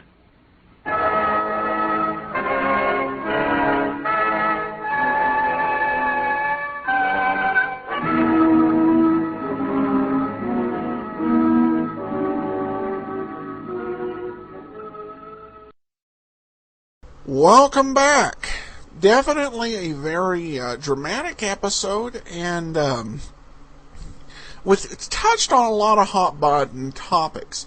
It's pretty rare, I think, for a golden age drama to, in the same half-hour program to touch on the drug trade, communism, racial prejudice. A pretty strong stuff for 1951. And Mr. Moto, perhaps already emerging as one of radio's most ruthless interrogators, which isn't far out of line from some of the 1950s or the Mr. Moto movies, when you think about it. All right, well, that'll do it for today. Join us tomorrow for Sherlock Holmes, and hopefully we'll be back on track next Tuesday, another episode of Mr. Moto. Today's episode is brought to you by the financial support of our listeners. Thank you so much for your support. You can support the show at support.greatdetectives.net.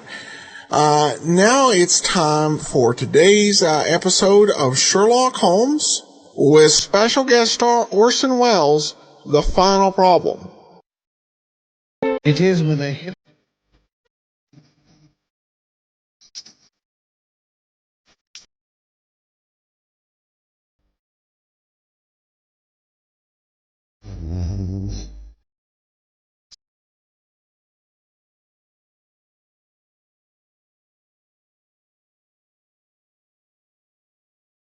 Now, it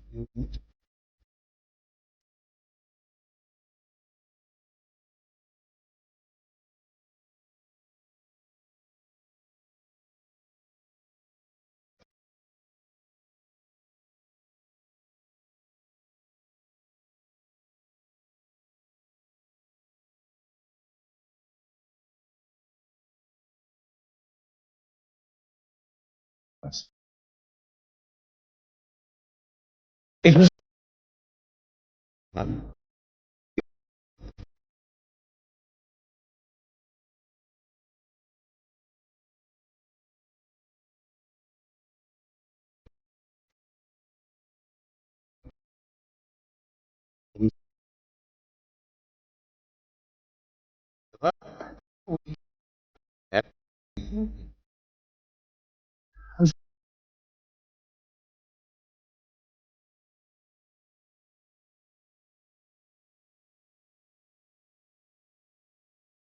Evening, Watson.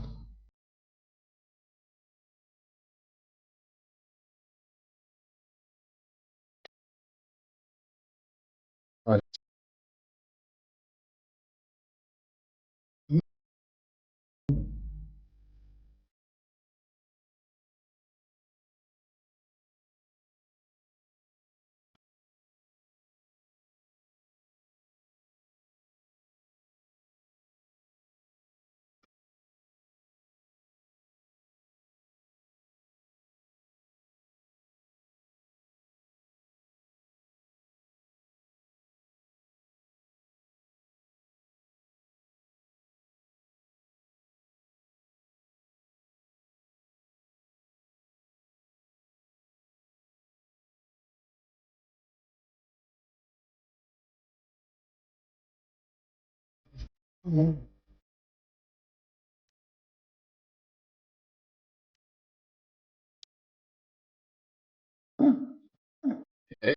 Which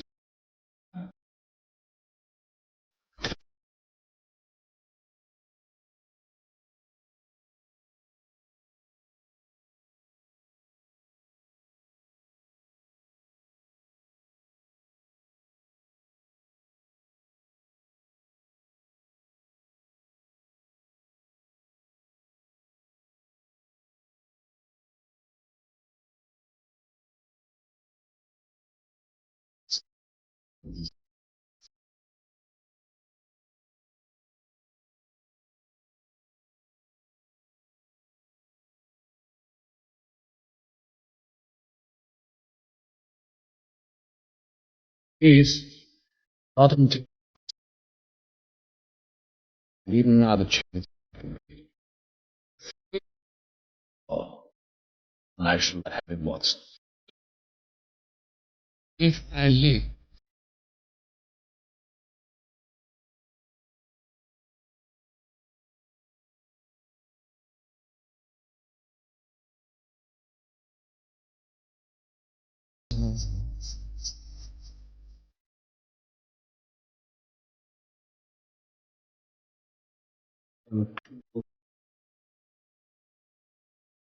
That great white dome of a forehead, those hooded eyes, and the white face pushed forward, oscillating from side to side like a snake's. Oh, of course, if you believe the old heresy of physiognomy... It isn't only that, of course not. I've worked for years to follow 1,000 different threads, and every one of them has led to Moriarty. He's the Napoleon of crime, Watson, the secret organizer of almost everything evil that goes undetected in this great city of ours. There he sits, motionless like a spider in the center of its web, a web with 1,000 strands, and he controls them, every one. But slowly, very slowly, my own secret plans to expose him have borne fruit. Every day my net is drawing tighter, and he knows it, Watson. He knows the danger he's in, and that was why today he came to see me. I was playing my violin, as you know I often do when I want to think, and suddenly there he was, standing in the doorway, with his white face swaying in that evil way, peering at me with his hooded eyes.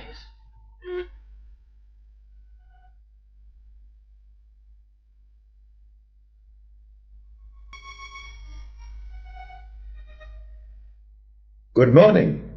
Professor Moriarty, good morning to you. Mr. Sherlock Holmes, I believe. How very charmingly you play. How kind of you to say so. Won't you be seated, Professor Moriarty?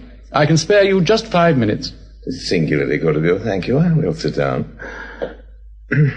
May I say something personal, Mr. Holmes? Certainly.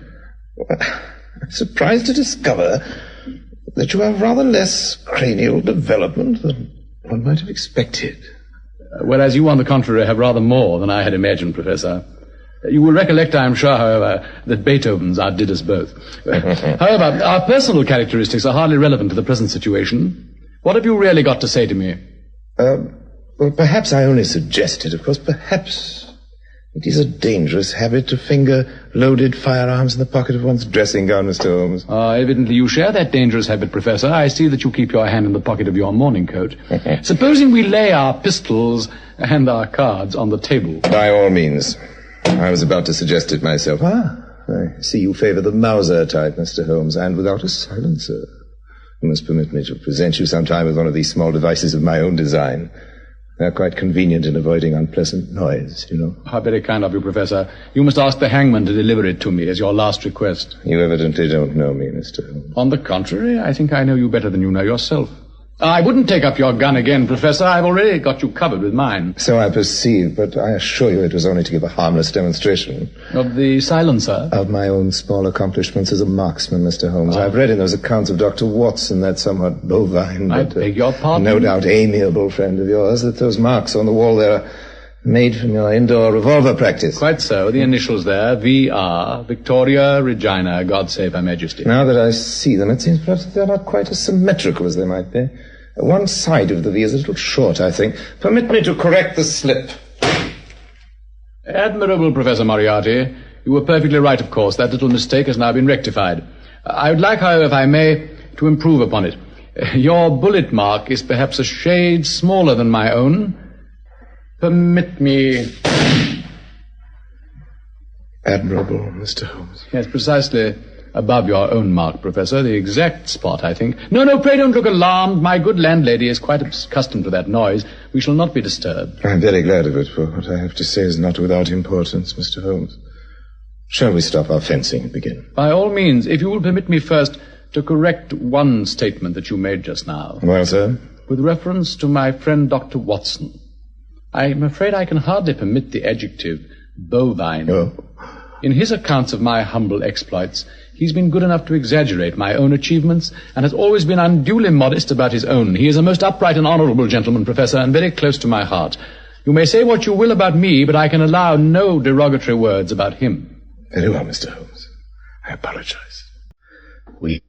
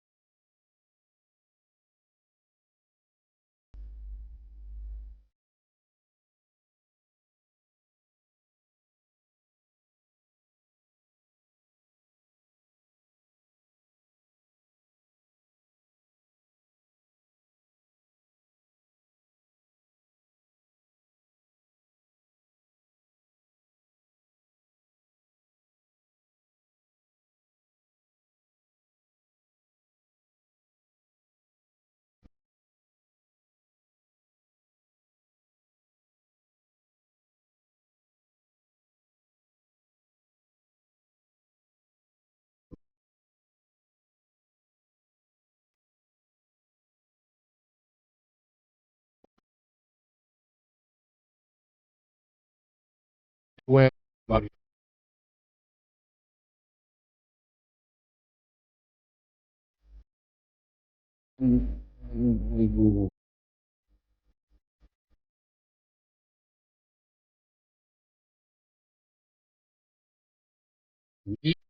You know, you may.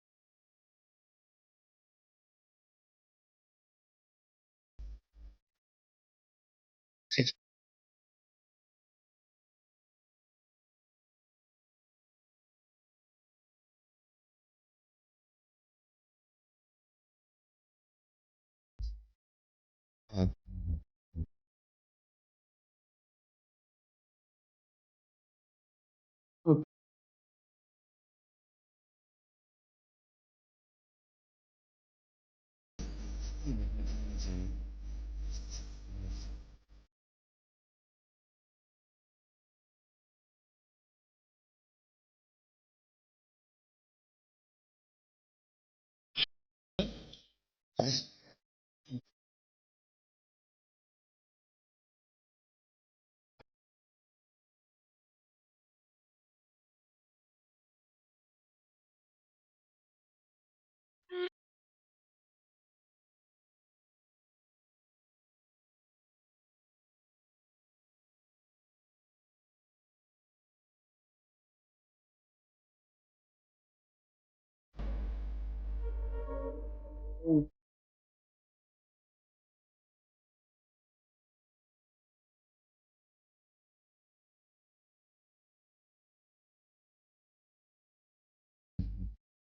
Already one or two accidents.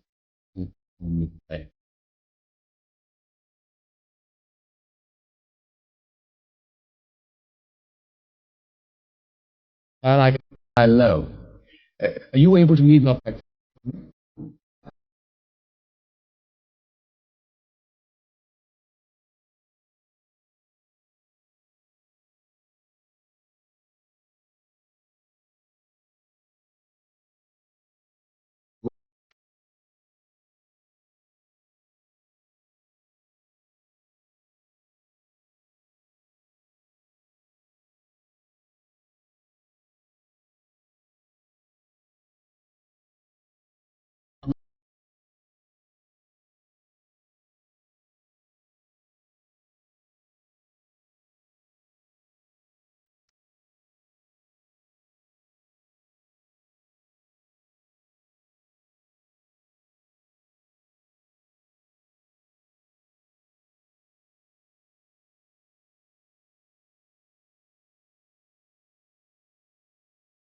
You.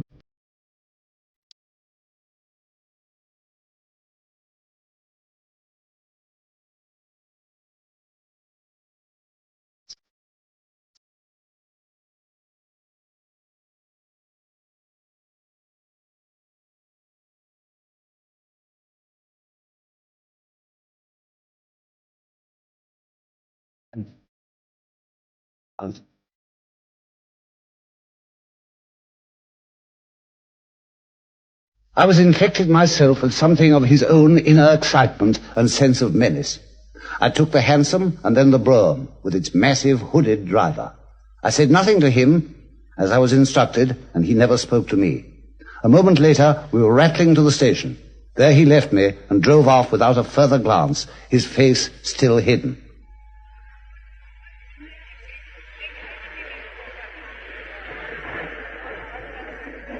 There was no sign of Holmes, and my heart sank miserably. I found our reserved carriage, but through some confusion, a decrepit old Italian priest was sitting there. The moment came for departure. Still, I waited by the window in a chill of fear.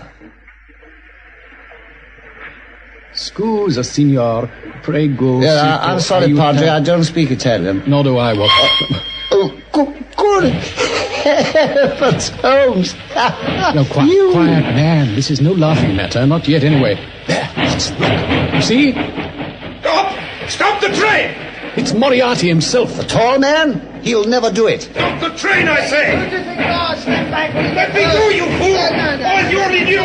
Let me go!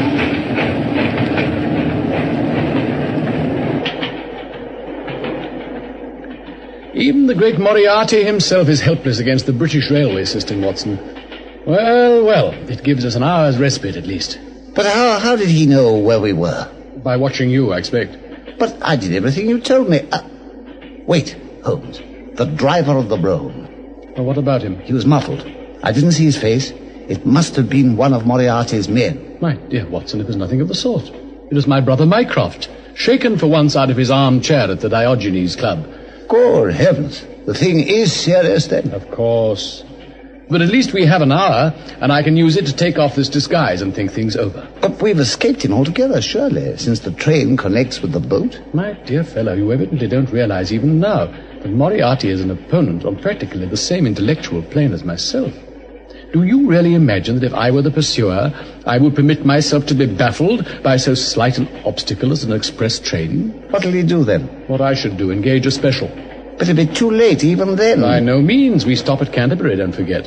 And then there's always a delay of a quarter of an hour when the train gets to Dover. Oh, so you'd almost think we were the criminals to be chased like this? You mean that he'll catch us after all, then? I hope not. We shan't be there, Watson. Look here, Holmes. I hate to grumble after all this time, but really, I do think you ought to tell me what you mean. Heaven bless you for a stout and faithful friend, Watson. I'm sorry. It's only that... Well, I don't want to expose you to danger, too. That's why I'm being so mysterious. It's very simple, really. We shall just get out at Canterbury. Indeed. And not go on the continent after all, I suppose. Oh, yes, we must do that. We've no choice but to hide away until after Monday, when the evidence will have been completed. You've not seen the papers this morning, I suppose. Oh, really, Holmes? What time do you think I've had for that? One must try to make time for everything, Watson. You really should have read about Baker Street. What, Baker Street? Yes, they set fire to our rooms last night. Mrs. Hudson was away from home, fortunately, and no one was hurt, I'm glad to say.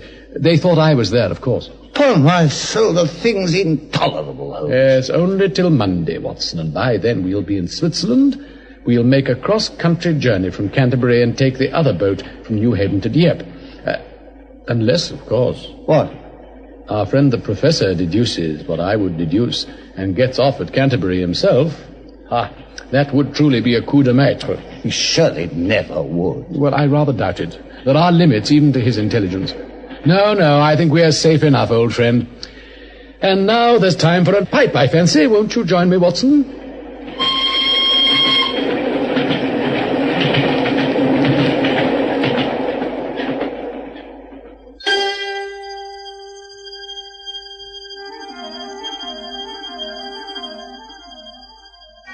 And thus it befell.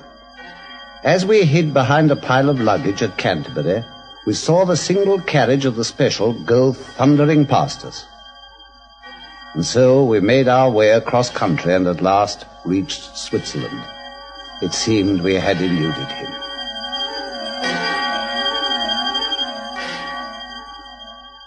To fill in every detail of the final scene is hardly possible, since there was no witness to it. Yet, from a certain source that I cannot yet divulge, I do know something of that last encounter. We wandered at our will through the lovely valley of the Rhone and made our way by way of Interlaken to the little township of Mirrigan among the Alps. The fatal Monday came and went, and yet I was still aware of a strange, febrile excitement in my companion. He was at times feverishly on the alert, then sinking into reverie, and would smile strangely to himself. I went with him, on that last day of all, on a visit to the falls of Reichenbach, forever hallowed and yet cursed in my memory. It's a fearful place indeed, with a torrent plunging far below into a tremendous abyss, a chasm lined by coal-black, glistening rock, High above, a pathway's been cut in the cliff face to afford a better view, but it ends abruptly in midair, and the traveler has to return as he came. We stood there, giddily marveling at the great spectacle. And on the instant came a message for me by a village lad to say that an English lady back at the hotel was seriously ill and needed my immediate attention. I turned to go. I looked back, and I saw Holmes leaning against a rock with his arms folded, gazing down at the rush of the waters. It was the last I saw of him.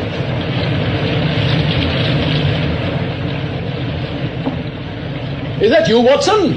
Back already? Well, Moriarty. Well, Sherlock Holmes, you see, I found you after all. And alone. Alone, as indeed you must be too. Now that your Confederates are all under lock and key, I've heard from Scotland Yard. I escaped. I was too clever for them, Holmes. I don't doubt it. But I'm afraid your occupation's gone, Professor, with your organization destroyed, unless you care to return to your mathematics. It was not my intention. I have another, more immediate intention, Sherlock Holmes. Are you prepared? But before we discuss that, perhaps you'll extend me one small courtesy, Professor. Most certainly. What is it? My friend Watson, Professor. No doubt he will be somewhat concerned. May I just take a moment to scribble a note to him? Certainly. We can fix the paper beneath my alpenstock there, so that it does not blow away. Pray take as long as you wish. That's very good of you. Please don't stop talking, Professor. I mastered long ago the art of writing and conversing at the same time. Thank you. You know, of course, that the message which arrived for Dr. Watson was a false one? Oh, yes, of course. I knew it at once. And that it could only come from one source. And yet you let him go? Yes, Professor, I let him go. I am not without some affection for him. I did not wish to put his life in danger, too. Besides? I've looked forward for a long time to this final duel between us. I believe it, Holmes. You're a very remarkable man. In many ways. Many ways, sir. I'm proud to have known you. Oh, and are you, Professor? There, my letter's done then. Perhaps you'll be kind enough to place it as you suggested. Right. Now, how shall it be, Moriarty? I did not bring a pistol, Holmes. Thank you. Your courtesy puts me to shame, Professor. Here is my pistol. It goes into the falls. Hand to hand? Yes. Goodbye, Professor Moriarty. Goodbye, Sherlock Holmes.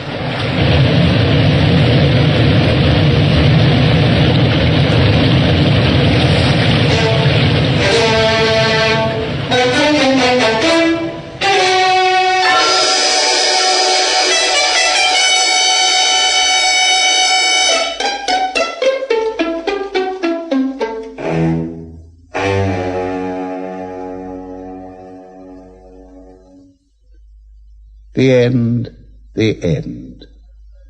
When I returned to that broken pathway, it was only too clear what had happened. It needed no great application of Holmes' own methods of deduction. 2 sets of footsteps to the verge, and none returning. Locked in each other's arms as they fought, they had gone down to the abyss. Only the letter, the last greeting from my friend and comrade. My dear Watson, he wrote. My dear Watson, I scribble this through the courtesy of Professor Moriarty, who awaits my convenience for the final discussion of those eternal questions which lie before us. There can be but one outcome, although I fear that it is at a cost which will give pain to my friends, and especially, my dear Watson, to you. I think, however, that I may go so far as to say that I have not lived entirely in vain. Pray tell Inspector Patterson that the papers which he needs for a full conviction of the Moriarty gang are in Pigeonhole M. Before leaving England, I made every disposition of my property and handed it over to my brother Mycroft. Pray give my affectionate greetings to Mrs. Watson, and remember me as I used to be in our old days at Baker Street, pacing to and fro with my violin and driving you to a point of sad distraction with that theme you still were good enough to say you loved. Believe me to be, my very dear good fellow, yours most sincerely, Sherlock Holmes. Yours most sincerely, Sherlock Holmes. And so he perished, whom I shall ever regard as the best and wisest man that I have ever known. Welcome back. I have to be honest that I listened to this episode. Actually, it's one of the first ones when I was considering whether we would do this particular Sherlock Holmes series, and I almost decided not to do it. And trying to think of what I don't like about this story, I think the big thing that was an issue to me is this feels more staged. It could be the lack of a supporting cast at all. You basically, throughout the whole thing, you've got Holmes, Watson, and Moriarty. It has the feeling of a three-man play rather than a typical radio drama. And I don't know, the other thing I think that did was that Holmes and Moriarty were just ridiculously polite to one another. Now, some of this comes from the book, but, when you're hearing it on the radio, it was a pleasure to know you. It was a pleasure to know you too, Moriarty. Of course, the Sherlock Holmes story it's based on is, in many ways, far from perfect. The main thrust of the story was to simply kill off Sherlock Holmes and end the demand for new stories on Sir Arthur Conan Doyle. This attempt, of course, was ultimately unsuccessful, but that was the basic point of the story. As such, Moriarty was originally written as a sort of plot device. I will say that I enjoyed the original story, despite its flaws, and the Granada television adaptation more. But we have one more week for the series, the final episode. You'll want to be sure and tune in next Thursday as we wrap up the Gielgud Richardson series and our performance of Sherlock Holmes radio plays.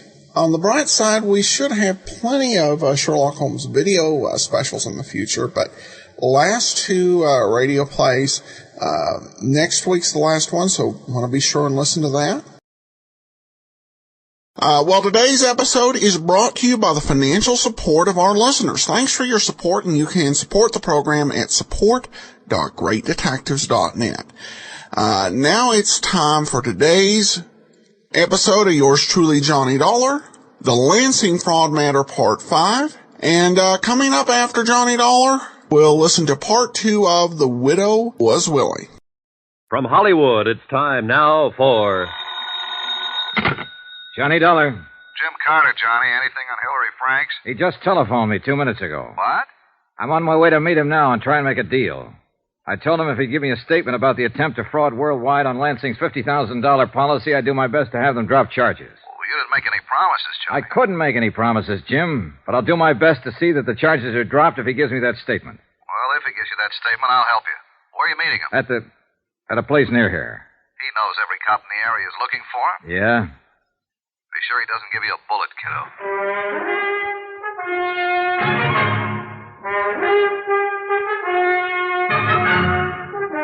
Tonight and every weekday night, Bob Bailey in the transcribed adventures of the man with the action-packed expense account, America's fabulous freelance insurance investigator. Yours truly, Johnny Dollar.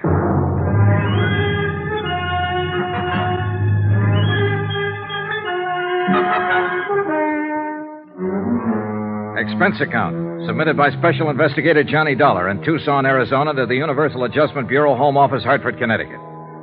The following is a further accounting of expenditures during my investigation of... Well, it was a case of $50,000 insurance to one Arlene Kennedy, unless I could prove my point in the Lansing fraud.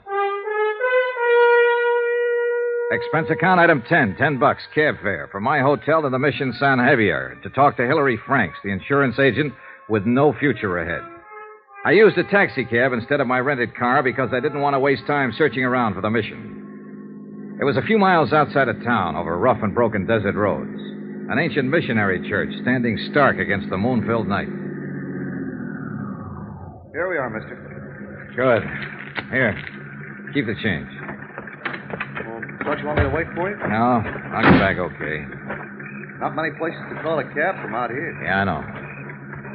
One of the Padres, your friend? No, I'm new around here. You all right, mister? You feel all right? You loaded or something? No, why? We're coming out here at midnight. Well, it's just a whim, friend. Don't worry about it. I bet sure would. Mister? Yeah? You gonna meet somebody here or something? Why? I just saw a guy standing over by the bell tower. Oh, thanks. Good night.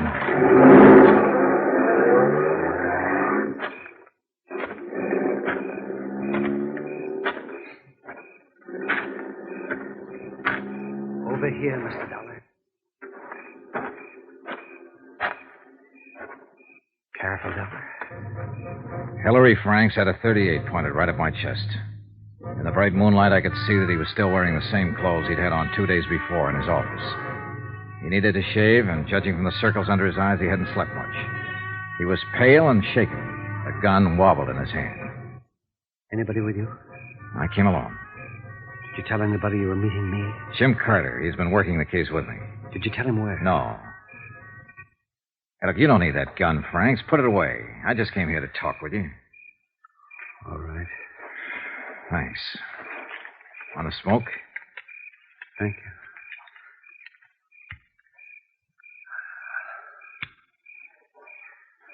Why did you talk to Carter? What did he say? He said he'd help me try and have the charges dropped against you if you give us a statement. Now, you have two of us on your side, Mr. Franks, if you want to cooperate. Do you? I want to straighten out what I can, Mr. Dollar. Well, now's the time to do it. What was your deal with Arlene Kennedy, James Lansing's sister and beneficiary? I met Arlene Kennedy right after my wife died. I guess I was very low. Oh, that's perfectly natural. I became interested in Arlene because we had a great many things in common. So I thought. I mean, she was a widow and had no one except her brother, James Lansing, in Los Angeles. And we went together, and eventually I asked her to marry me. But she laughed at me. Why? I guess I'm not an exciting man, a witty one, or even an interesting one, Mr. Dollar. Mrs. Kennedy made me feel as though my whole life had been hopeless, useless. Raising children, selling insurance. She made me feel as though I'd miss a great deal in life unless I married her.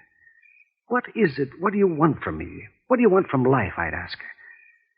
And she'd only laugh at me. Go on. I just can't tell you how desperate it made me feel. I loved her, Mr. Dollar. I wanted her. Did she ever answer your questions? Oh, many times. She pointed out that her trust funds pay her over $700 a month for life. And she knew that my commissions and salary as a broker came to about the same. Oh, Mr. Dollar, we could have lived very comfortably on that kind of income. But Arlene talked of traveling, of Europe, of clothes, and, oh, I don't know, things her family had been able to afford for her once, many years ago. And she said she wouldn't marry unless we could look forward to that kind of life. She wanted $50,000 in cash instead of money just trickling in every month. That's about it. When did she get around to the proposition, her brother's insurance? Her brother came here from Los Angeles one day. The doctors there gave him a year or two to live. Oh, yes, he was pretty shot. Been drinking for years. He'd used up all his money, a long time before. He asked Arlene to help him. She paid his apartment rent and gave him enough money for liquor. And then one day she came right out with it. She said she was investing in him, and he was a good risk. because she knew he'd die. That's how she put it to me. Mm-hmm. Arlene said all I had to do was see to it that her brother had a nice fat policy. He was going to die. Why not cash in on it? I must have been crazy to even think about it. How did you work it? I mean, how did Dr. Mayhood pass him? I paid a man $100 to go to Dr. Mayhood's office and take the physical for Lansing. What was the man's name? Oh, no, I wouldn't tell you that, Mr. Dollar. He's not involved in anything. All right, we'll let that go. Once you arranged for Lansing to become insured, you and Mrs. Kennedy just planned on waiting for him to die. That was the general idea, in view of what the Los Angeles doctors had said. Once I'd done it, gotten him insured, it was too late to turn back. Did you want to turn back? Yes. What did Mrs. Kennedy say about backing out? She thought I was weak and afraid. Oh, then things weren't so good between you. Oh, they never were, Mr. Dollar. The idea was to wait for Lansing to die, collect the $50,000 and get married, huh? I suppose so, yes, but once he was insured, she talked less and less about our getting married. You're leaving something out, Mr. Franks. Huh? Didn't she tell you exactly what kind of a position you were in? Didn't she fix it so that you couldn't make a move? Legally, she'd done nothing wrong. It was you who had arranged for the physical, you who had made the application for insurance in the name of her brother. Oh, yes. She was clear about all that. And she told me so every time she felt like it. When you write down what you just told me and sign it, we can hold it over Mrs. Kennedy's head to prove attempt to defraud and collusion. Now, would you do that, Mr. Franks? Yes. Then I guess we'd better get back into town. All right. Come on, Mr. Franks. We walked 3 miles over to the highway, flagged down a car, and got back to the hotel about 2:30 in the morning, got Jim Carter out of bed. Enclosed, fine notarized statement of Hillary Franks explaining his part in the matter regarding policy 678JN23L. Before he was finished, Carter had already telephoned the Tucson police, telling them that the charges were being dropped against Franks and that he was no longer a fugitive. Then he placed a long-distance call to Worldwide's president in Hartford. Jim Carter, sir. I want to ask you not to prosecute Hillary Franks in this matter. Yes, sir, he's given us a complete statement about the whole thing. I don't think we have to go any farther than that. Oh, look, the guy made one mistake, the first one in 17 years. He suffered enough for it already. Yes, sir. Dollar feels that way, too. Yes, sir. I think it's okay, Mr. Franks. All right. I thank you. What are you going to do, Mr. Franks? Well, sure, I'll never sell insurance again. I think I'll close up and just move away. Far away. Thank you.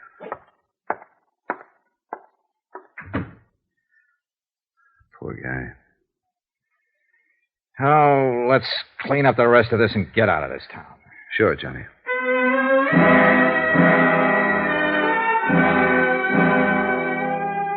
Hillary Franks pulled out of Tucson that afternoon. When Mrs. Kennedy was shown a carbon of the enclosed statement of Hillary Franks, she instructed her attorneys to withdraw the suit against Worldwide. Expense account, item 11, $75. Hotel and board while in Tucson. Item 12, $402.15. Plane tickets, Tucson to Hartford for Carter and myself. We were scheduled to leave at 1:30 in the morning. 2 hours before plane time, I dropped by Mrs. Kennedy's house to have her sign a release of all claims on the insurance company. And for other reasons.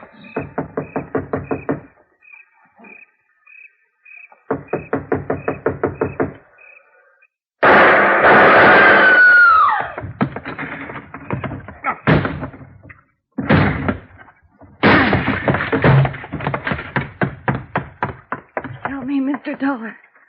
Please help me. I carried Arlene Kennedy to the couch, and I did what I could for her. I phoned the police and told them to bring an ambulance. After that, I began looking around. I found a dark stain on the window still leading outside of the back of the house. On the floor, a blood-stained letter opener. There was no gun in sight anywhere. I decided if I had been stabbed with a letter opener, it would be easier to try to make it out the back way than risk the street that was bound to be full of policemen any minute. I was right. Hillary Franks was on a ledge of rock that rose above the back of the house. I ducked behind some cactus plants. Get away from me! You know I won't. You know I wouldn't when I let you walk out this afternoon. Johnny Dollar? That's right. Now put that gun away and come on off that ledge. Get away! Go away! You missed by a mile. You don't know anything about shooting a gun. Come on down. Stay where you are. Don't do anything foolish. I'm coming after you. I'll shoot.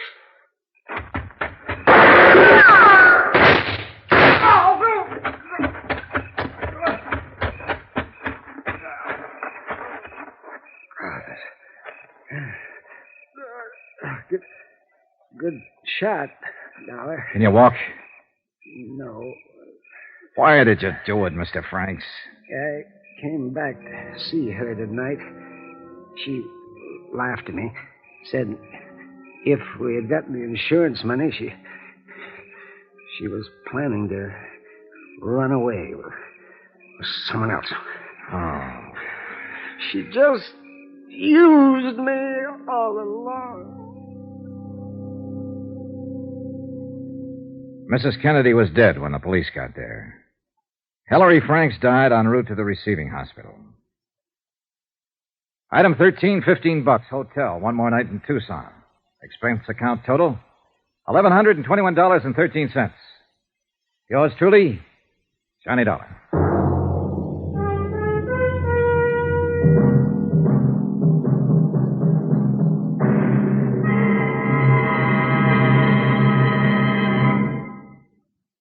Remember, there'll be another exciting story beginning next Monday night. Next week, a quick trip to New York, to the bright lights, the glamour of Broadway with its theaters, its actors, and, some very bad actors. You might even say killers. Join us, won't you? Yours truly, Johnny Dollar.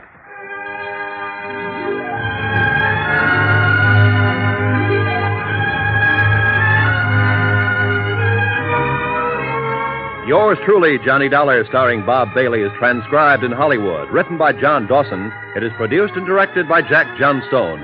Heard in this week's cast were Mary Jane Croft, Vivi Janis, Gene Tatum, Hy Averback, Barney Phillips, Russell Thorson, and Howard McNear.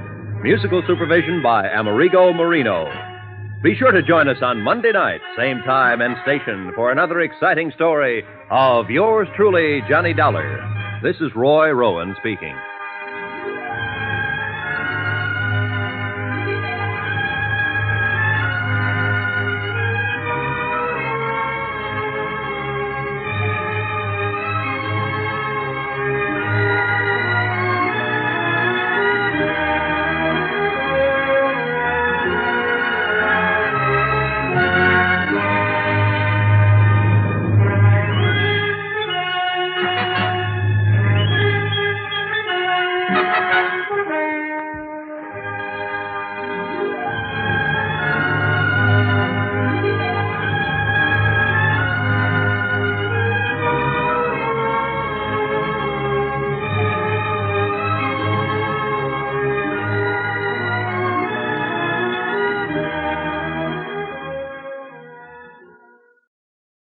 Welcome back.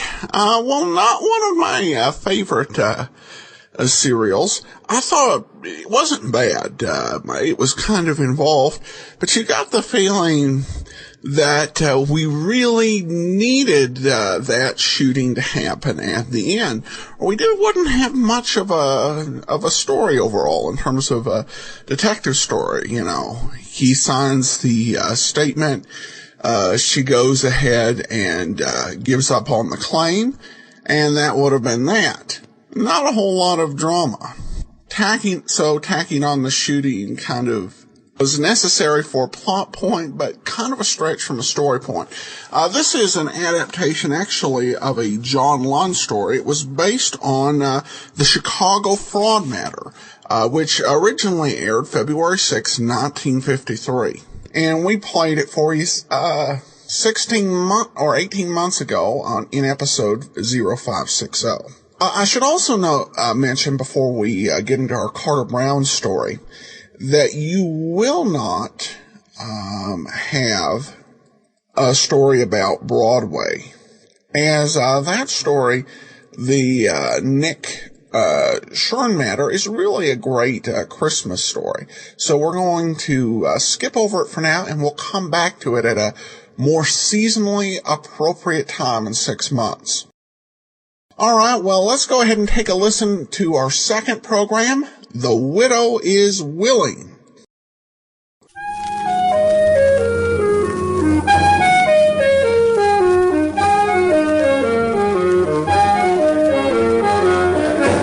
Carter Brown, Mysteries. Adventures in excitement and suspense, based on the best-selling novels by the slick storytelling sensation, Carter Brown.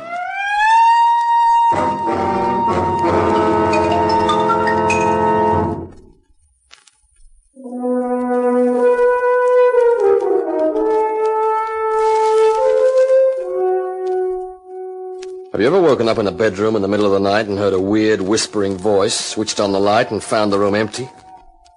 Around the office of Excelsior Insurance Incorporated, I was considered a pretty tough investigator. Mark Hunt, the guy with a marble heart. But I didn't get much sleep the rest of the night, in that empty room in the gaunt, gold-bright house, with the rain sheets whipping viciously against the window and the wind whining outside the walls. I was glad when daylight came. Daylight's such a nice, sane thing to see. Everything that sneaks out of the graveyard at midnight is back there before dawn. Who is it? Cross. John Cross. Okay, come in. I was sent to fetch you, Hunt. Hmm? Lila was wondering what had happened to you. It's late. Breakfast's over. That's okay. I've kind of lost my appetite this morning anyway. Why? What's the matter? Oh, it's nothing really. Only I'm just beginning to understand that old guy. What old guy? The one who rode me over. He made a couple of cryptic comments about this place. I'm beginning to see what he meant. You're not making sense, but that's not my business. I was told to get you. The lawyers arrived. Lawyer? Sure, to read Henry Goldbright's will. They're all gathered in the living room, and Lila figured you ought to be there, seeing that you're investigating Henry's death. Oh, yeah, sure. I'll get dressed right away. Okay, I'll get back. If you time it right, you'll miss all the legal mumbo-jumbo and get there for the interesting part.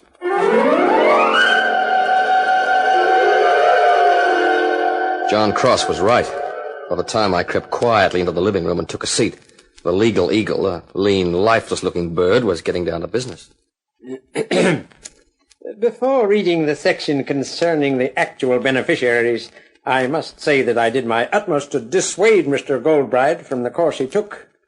My efforts were of no avail, and he insisted on couching his will in its present terms. Thank you, Mr. Daventry. Would you please continue? And now, as to the disposal of my estate. I am well aware that my wife married me only for what she could get. Therefore, I have not the slightest intention of allowing her to squander the wealth it took my family 5 generations to amass. I leave her a legacy of $10,000 and trust it will be enough to keep her until she remarries. I might add that I have long suffered watching the sheep's eyes made at my wife by John Cross, and knowing he's practically penniless, cannot help feeling a certain satisfaction in knowing that if they marry, it will undoubtedly be a love match. John, please. The bulk of my estate I leave to my brother, Clem Goldbright. I realize that he is a waster, but I trust he has enough family pride to guard the family fortune. If my brother should die within 2 years of inheritance, my wife shall take over the whole estate. If she should die within a similar period, then the estate will revert to my friend Michael Dergrescu, who has for so long desired my paintings and other art treasures. There are other minor provisions, of course, $1,000 for the butler and $500 for the maid. And that, I think, is all. Has anyone any questions? Yes, I have. Yes, Mr. Goldbright? That last condition, about the estate reverting on death. Is that legal?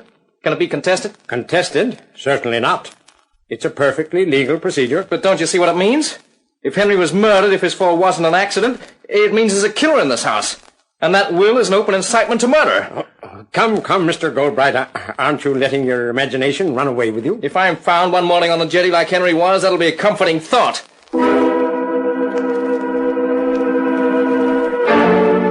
The lawyer left after lunch. The rain hadn't let up, and that, combined with the terms of the will and Clem's outburst, produced an atmosphere like death row in a penal institution. Everyone retired early that night. I was back in my bedroom, and I was wishing it was someplace else, because the room kept reminding me of that whispering voice in the night. Since I couldn't stop thinking about it, I tried to figure out what the voice had been trying to tell me. Eternity can be held in captivity, it had said. Imprisoned for all to see. Of course. It meant a camera. If someone had taken a photograph as Henry plunged to his death, that was it. The voice meant that somewhere there was a negative that proved whether Henry fell or was pushed. Who's that? Me, Lila. Oh, come in. I brought a bottle and 2 glasses. Lila, that's an inspiration. That's what I thought. Here, you do the pouring. Mm-hmm. It's been such a dreadful day. Oh, I won't argue with that. I just couldn't stand being by myself. Well, now you're not. Now, here's your drink. Thanks. You know, it's funny, isn't it? Sure. What? That will. When I think of all the time I've been here in this ghastly place, of all the time I endured Henry, what do I get as a reward? $10,000. Henry seems to have been an eccentric character. Henry was a heel, pure and simple. But don't let's talk about him. Okay. What will we talk about? You.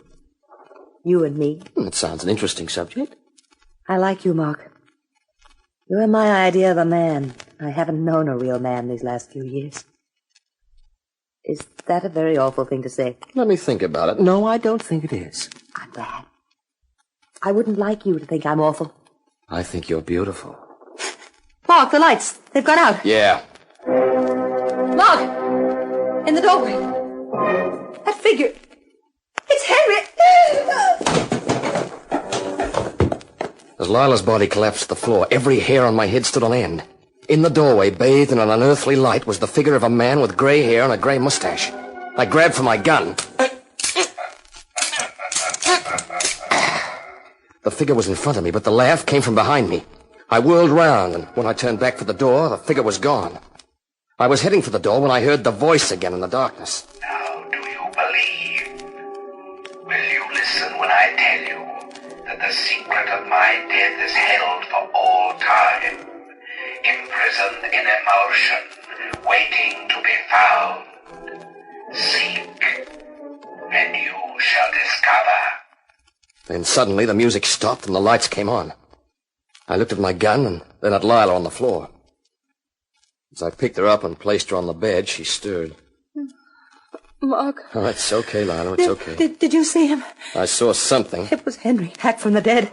Even from beyond the grave, he won't leave me in peace. I don't think it was Henry. I fired at whatever it was, but my gun was empty. Someone's removed the clip. A genuine ghost wouldn't worry about bullets, but someone worried enough to take them out of my gun so I wouldn't fire any. But who would do that? And why? That's the $64,000 question. If we knew that, we'd know everything. Mark, I'm scared. I can't go back to my room. I've got a solution. Stay here. Mark. Yeah, we can finish the bottle. After breakfast next morning, we all gathered in the living room. Clem Goldbright had said he wanted to make an announcement, and everyone was wondering what it was. Everyone's here? Good. I told you I had an announcement to make. Here it is.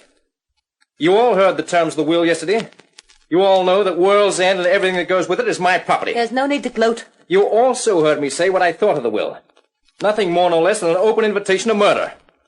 Well, I have no intention of being murdered. So I'm asking you to leave, all of you. Leave? Now, wait a minute, Goldbright. That's just what I won't do, Mr. Cross. Wait a minute longer than I have to. The inquest is this afternoon. It shouldn't take long.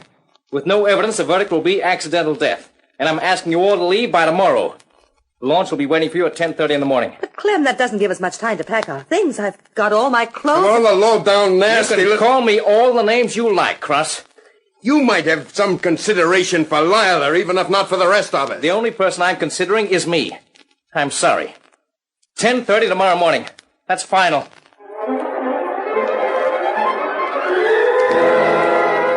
I watched him stride out of the room, and I thought that boy was really scared. I got away from the rest of them and decided to take a walk around the island. The rain had stopped, but the sky was still lead gray, promising more. After I'd been out for about an hour and was heading back towards the house, I came on the figure of a woman. And what a figure. And what she was holding pulled me up short. Well, hello there. Hello yourself. Nice to get some fresh air, huh? Yeah. What's the camera for? You one of those photograph fiends? Just a hobby. I wouldn't have thought that you'd go in for photography. You're quite a surprising girl, Mavis. Am I? One of the tragedies of my life is having a husband who's old enough to be jealous, but too old to be interesting. You look young enough to be interesting, Mark. Well, thanks. What did you do before you acquired your husband? Used to work in burlesque. You like it? Some of it. The time I worked with a magician, that was fun. Until his wife woke up to him. Tell me, Mavis, did you think Henry Goldbright was murdered? I wouldn't know and I wouldn't care. I never liked him and he never liked me. How much is the policy you'll have to pay on him? $50,000. Wow, that's a lot of hay. Sure is. And it depends whether he fell or whether he was pushed. That's right. Supposing someone gave you proof that he was pushed, would you pay them anything? Of course. 20%'s the usual rate. $10,000. That's not bad. Thinking of claiming it, Mavis? Maybe you've got some proof, like a photograph or something? A photograph of what? Henry coming down with a view of the balcony behind him and maybe somebody standing on the balcony? That's ridiculous. Is it? Whatever gave you an idea like that? It was just something that came to me in the night. The inquest, as Clem Goldbright had prophesied, was straightforward and to the point. Verdict, accidental death, which meant we'd have to pay on the policy. It was late by the time I got back to World's End, and after dinner everybody got busy with their packing in preparation for departure in the morning. I took some liquor up to my room and locked the door. I didn't want any visitors, supernatural or seductive. Half a bottle later, I was asleep. But I wasn't destined for an undisturbed night. I grabbed my gun and made for the door. Mark, did you hear it too? Hear it. It'll haunt my dreams. It sounded as though we're outside. The balcony. Come on. Oh, Mark, do you think... I don't know what I think. There's the balcony. Lila, don't come near. Cross, what is it? I heard the scream. I came out and looked down. Now, keep away, Lila. Why? Why, John? Because there's a body on the jetty. A body? Who is it, Cross? Take a look for yourself. Can you see? Yeah. The moonlight shining full on it. That's Clem Goldbright.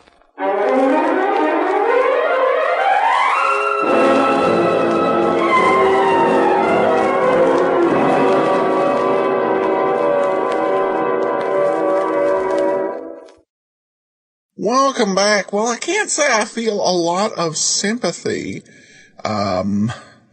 with the widow in this story, and totally understand the decision to do the will the way he did it, in terms of not leaving her money.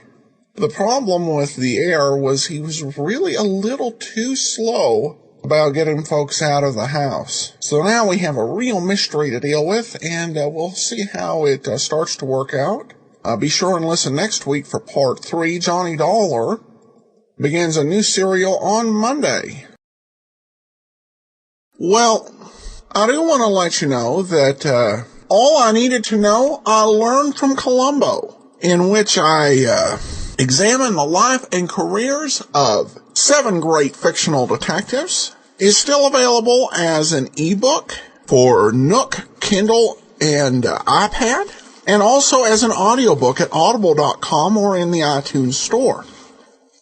In addition, we have a couple of good articles over at greatdetectives.net. We start the process of counting down the best episodes in our 1,000 episode history on Sunday. On Saturday at greatdetectives.net, we'll have a review of Can You Imagine That, the radio program. Now it's time for today's episode of The Lineup, the nicely nixed Nixon case. Ladies and gentlemen, we take you now behind the scenes of a police headquarters in a great American city, where under the cold, glaring lights will pass before us the innocent, the vagrant, the thief, the murderer. This is The Lineup.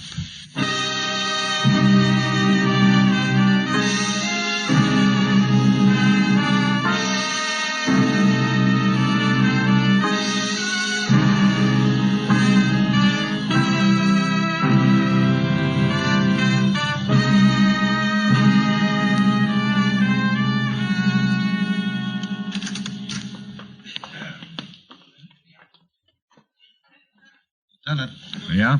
Here's Mr. Beaumash. Oh, how do you do, Mr. Beaumash? Still a little nervous, Lieutenant. Why, sure you are. And we can sit right here.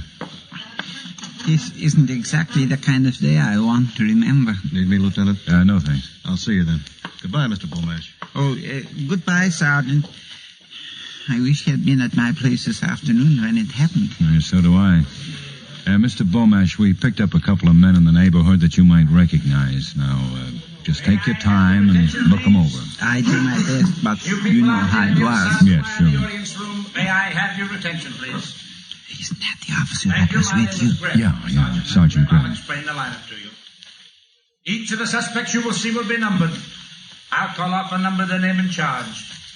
If you have any questions or identifications, please remember the number assigned to the prisoner as I call his name. At the end of each line, when I ask for questions or identifications, call out the number.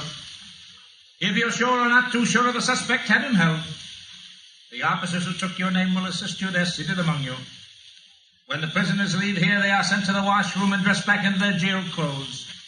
It makes it quite difficult to bring them back after they leave here. The questions I ask these suspects are merely to get a natural tone of voice, so do not pay too much attention to their answers, as they often lie. Bring on the line.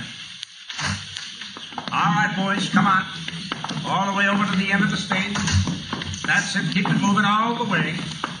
All right, turn now, face front. Hands to your sides and look straight ahead.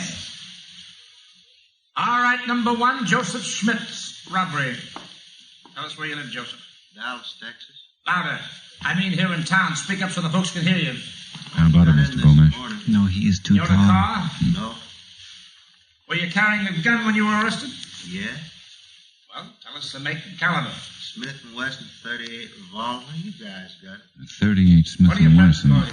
Now, that's the kind of gun you described, Mr. Something Beaumash. else? Yeah, I know, but that isn't him. Red, I guess.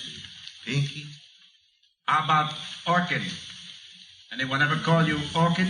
I'd punch him if they did. Okay, number two, Saul Green, Grand Theft Auto. Where do you live, Saul? I live at 318 North Columbine, apartment 10. How long have you lived there? 4 hours, Sergeant. It's a pretty nice place, Saul. Didn't you like it? I liked it a lot better than that cell block I've been in for 7 years. When were you released? Yesterday afternoon. That's tough, Saul, but you know how the state feels about auto theft? Yeah, I know. Okay, number three, Kenneth Pritchard, armed robbery. Where do you live, Kenneth? House 63 Curtis Street. How about How that? long you been in this city? No, that isn't him either. Last November. Were you arrested with anybody, Kenneth? No. What do your friends call you? What? What do people call you? Kenny. Anything else? You mean, do they call me Orchid? No. They want you pretty bad in Spokane. Come and get me, can't they? When we finish with you, yes. Where'd you get the gun? The pawn shop. Lieutenant, Here in town? Huh? didn't you say these same Answer men had yes held up or another no. loan Yes. office? Yeah, day before All right, yesterday. number four. Why is John it the other man who was robbed isn't here Where do you tonight? live, John? He was killed, Mr. Now, look, Beaumash. I want all of you to pay attention.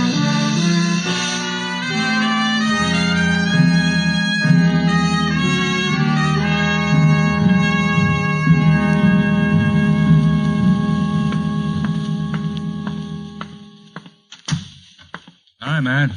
Oh, morning, Ben. I'm just going upstairs. I had to be in court pretty soon. Oh, that bruchery case you told me about, huh? Well, Beaumash didn't do us any good last night, huh? Nothing. Those guys sure know what they're doing. Turn around and face the wall before anybody gets a peek. Two medium-sized guys in dark suits. Ha! That's something to go on. Well, one of them's called Orchid. They've robbed 2 loan officers and killed 1 man.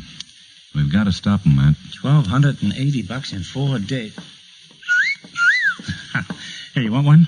No, thanks. Ooh, boy. If I weren't a married man. Oh, you always say that, Nat. Oh, good morning, Lieutenant. Hi, Mary. I mean it, Mary. Yeah. This is a list of every small loan office in the city. These 2 birds seem to like that kind of pickings best, so let's lay it out and have the cars keep an eye on them. Okay. Anything else? Nothing till I finished at court. Got time for coffee?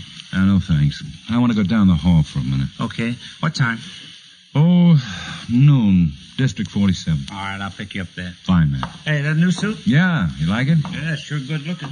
I'll see you, Ben. Hey, Mary. Mary, wait a minute. I'll buy you a cup of coffee. Wait a minute, honey.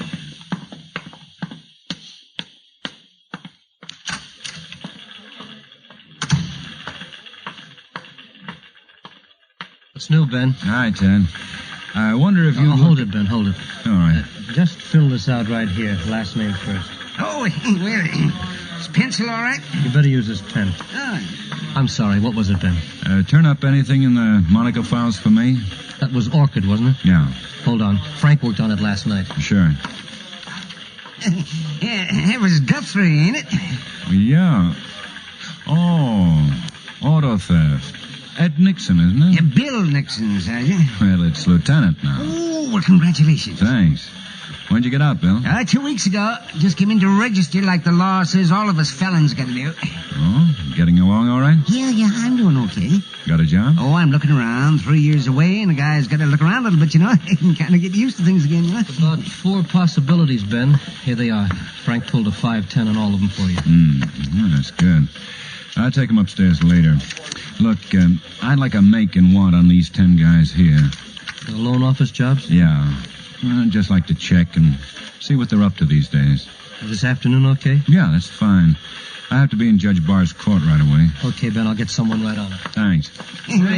How's Greb these days? Oh, he's good. Oh, well, say hello to me when you see him. Sure, I'll do that. Well, keep your nose clean, Bill. Sure, you and Greb taught me how to do that, Lieutenant.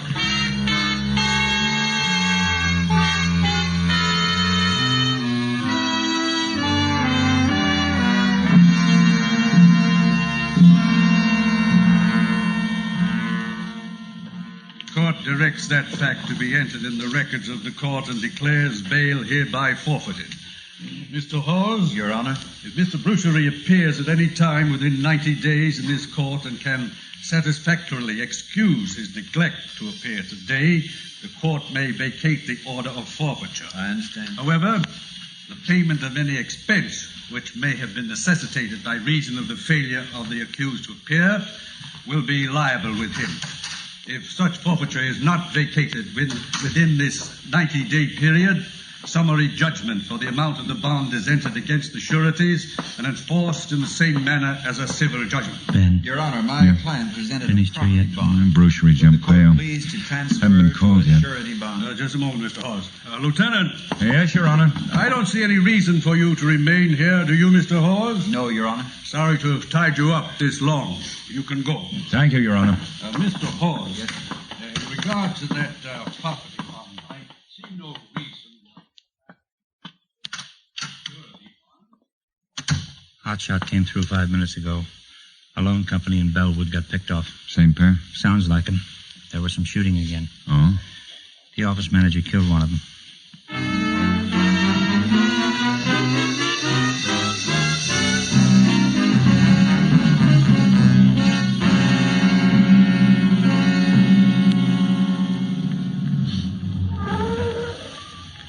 Quine's already here. Yeah. Hi, Ben. Matt. Hi. Over here. Happened about 12:45. The guy who owns the company was out getting a haircut, and the office manager was in the place alone. Rest out to lunch. Hey, officer, get these people back off the sidewalk and about their business. The whole street's clogging up. Hi, Lieutenant. Oh, hello, Doc. Hi, Doc. Matt, how are you? Smoke? Yeah, thanks. It's a pretty good shot. Shattered his spine, lodged in his heart. Office manager learned to shoot in the Army. Huh? Anything on him? Billfold says John McCall, 218 West 7th, this city. Krager and Murphy went over. Mm-hmm. Well, okay. He's all yours, Doc. Thanks, Ben. All right, Sam, come on. Let's This is Mr. Dodge, the office manager. Lieutenant Guthrie, Sergeant Greb. Hello? Hello, Mr. Dodge. Well, I never shot a man, not even in the war. Some water around here. I'll get it. Is this the gun? Yes. Have a permit for it? Well, somewheres I do, yes. Where'd you get it, Mr. Dodge? Is somebody calling my wife? Well, I picked the gun up in Italy when I was there. You have a couch or something in here? In the back there. You want to lie down? Yeah, I think I do. Get his other arm, man. Yeah, sure. I never shot anyone. I suppose I should have called you people right away. Well, how's that, Mr. Dodd? Well, I saw them both out in front before Mr. Rutherford went out. Something just told me they were stick-up men. So that's why I looked around the office for the gun. Here you are, Mr. Dodge. Oh. Well, thank you, Sergeant. Thank you. Then you got a good look at the other man? Well, not too good a look, really. He made me turn facing the wall as soon as he came in. He was a dark, medium-sized fellow, wore a dark suit. I did what they told me while they went through the safe, but as soon as I heard them leave, I got my gun and I ran out on the street.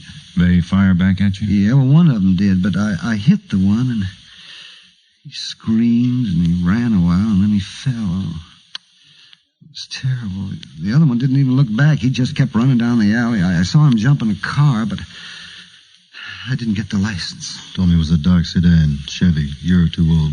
I put it on the wire. 5 cars are working the area. It was pretty awful. That man screaming like that, even if he was a thief, I just... Yeah. Well, you relax, Mr. Dodge.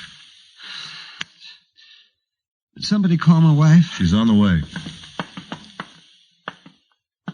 Find a gun on McCall? Yeah, 32. And the guy with the 38 still running around loose? Yeah.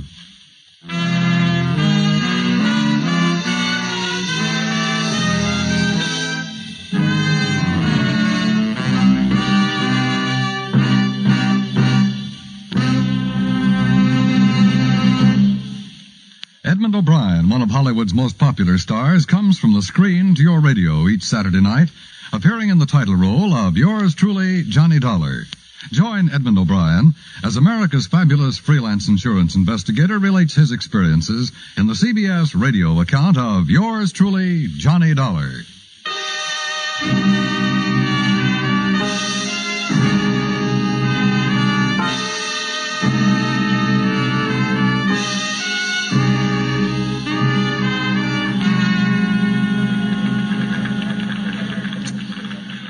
Thanks, man. Boy, I'm getting hungry. I haven't eaten since breakfast. Yeah, me too. Here it is, Ben. The whole works on McCall. Oh, good. I'll ring the bell if you want. Okay. Here, Matt, you take some. Yeah. Careful. I got it. Let's see. I never used an alias. Oh, yeah, one. Johnston McCall. Well, that's original. 3 arrests, 3 convictions. He wasn't very good. Hey, watch out for your cigar. Oh, sorry. Not much here. Just released 6 months ago. Give me some of those. Here. What's today? The 18th. He'd have been 42 years old tomorrow. Say, you know any of these offhand, Matt? Frank Kerr, James Kerr, Frank Mapelli? No, not offhand. They were convicted with McCall last time he was sent up. Might be working together again. Oh. Kennedy and Blake made out the last arrest sheet on McCall. 1949. Oh, those guys. What? They never finish out a report. Maybe we should get in touch with them. They'd rather talk than write. I think Kennedy's at the business office now. I'm not sure. Hey, Ben. Huh? Ben, they called him Orchid. Huh? 1942 arrest, nickname Orchid McCall. Wonder why that didn't get in the Monica file. I don't know. Well, I guess this is about all we can do here. Oh, hi, Quine. Thought you might be eating. Garger and Murphy followed through on that address in McCall's wallet. It was a rooming house. Anything? A wife. When they phoned in from the place, I told them to bring her on down. Nobody's asked her anything yet. She doesn't know what happened at the loan office. She's downstairs in 107. Juvenile department? Yeah. She's only 15 years old.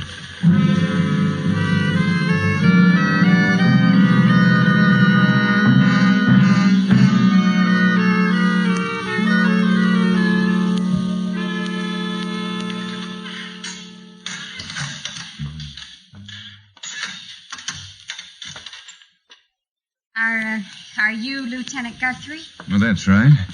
This is Sergeant Graham. Well, they said you wanted to talk to me.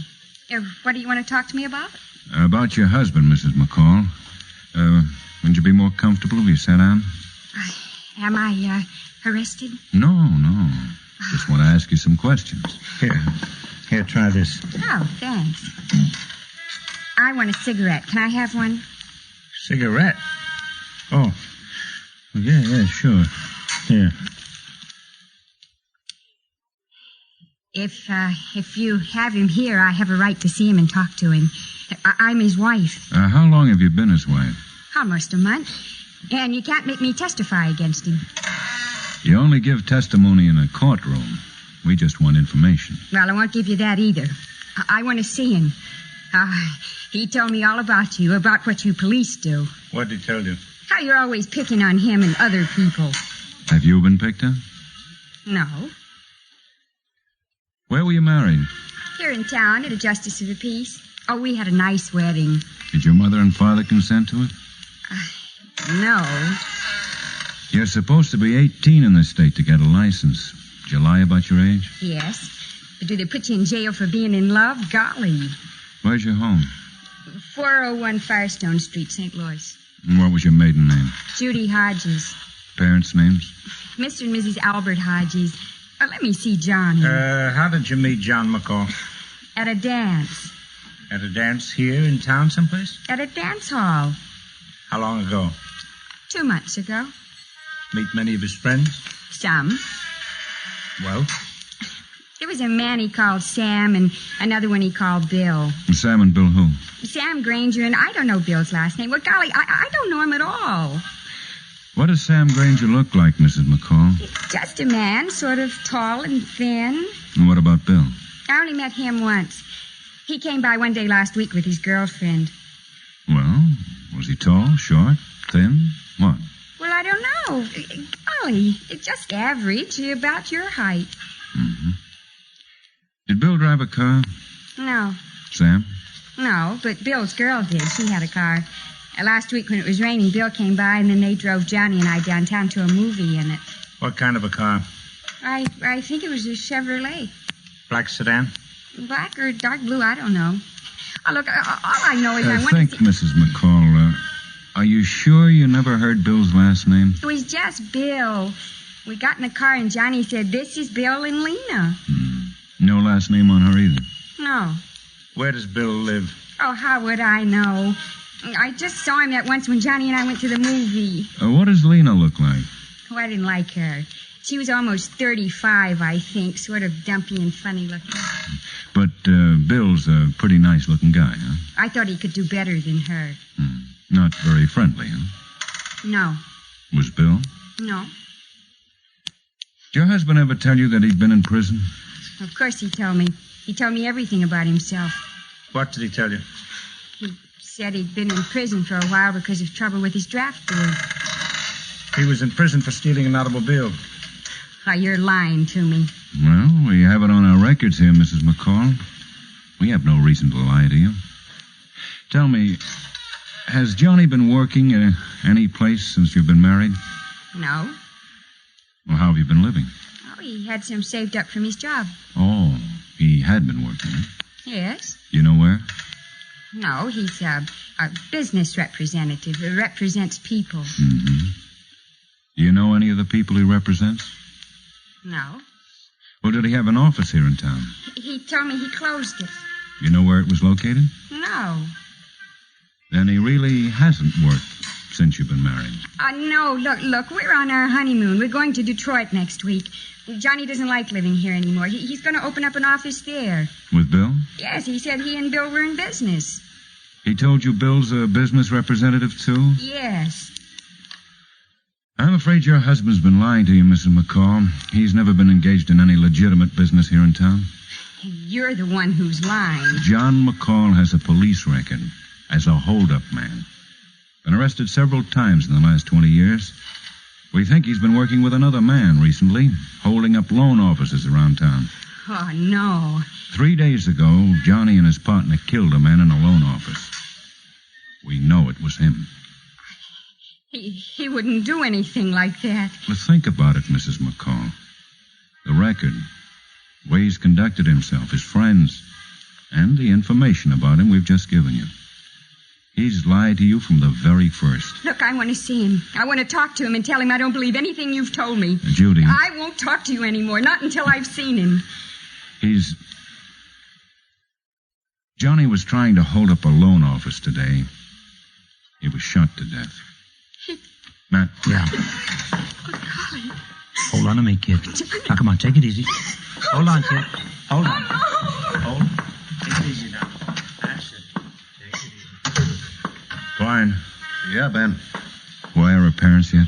Yeah, they called back long distance and I talked to them. Told me she ran away about 6 weeks ago. They're flying here tonight. Sounded like nice people. Well, let's hope they are nice people.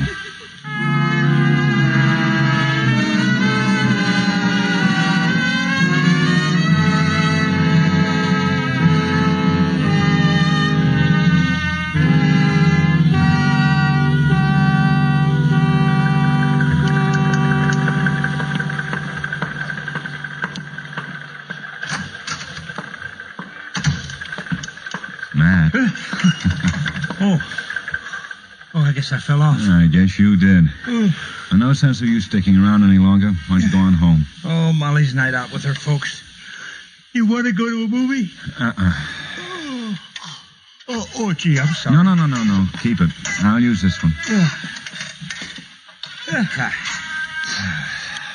Did you have the stew? Yeah. That's what I had.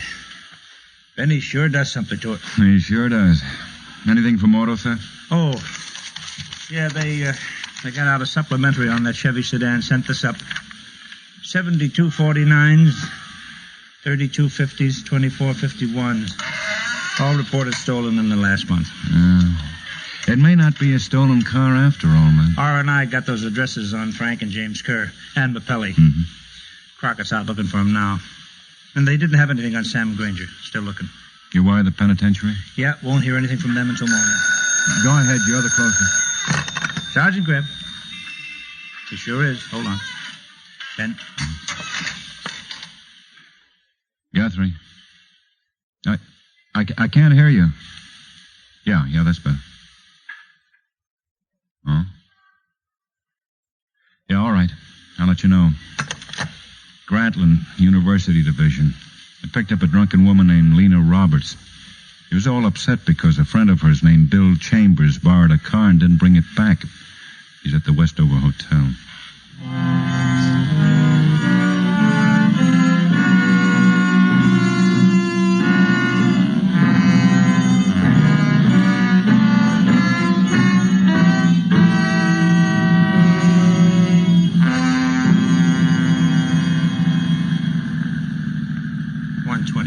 There it is. Take it in here, man.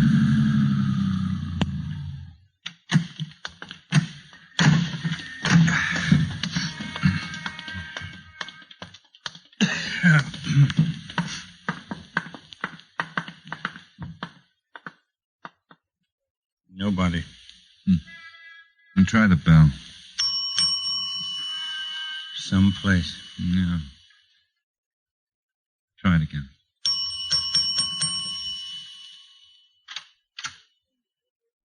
Room, fellas? Bill Chambers live here? Chambers? Just a minute.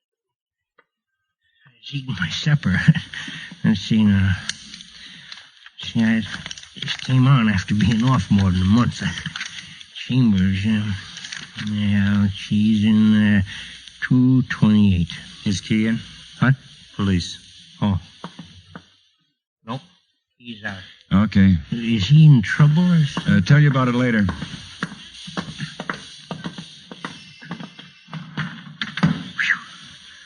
Somebody had cabbage. I thought you couldn't cook in these hotels. You don't have to cook it to smell it. Delicatessen across the street.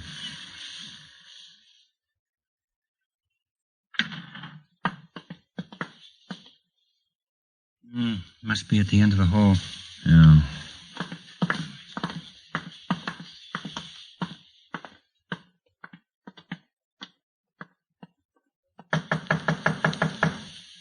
Come on, Chambers. Open up. It's the police. He's out the window. Come on, let's break it down. There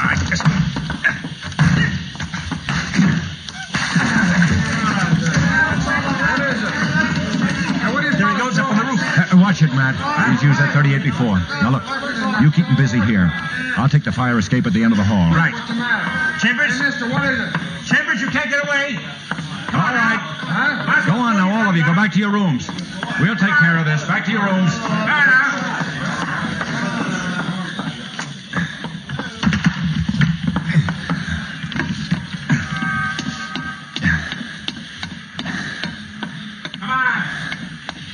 Chambers, come on, use your head. You haven't got... How about that, Chopper? Drop your gun, Chambers. No, you don't, Chopper.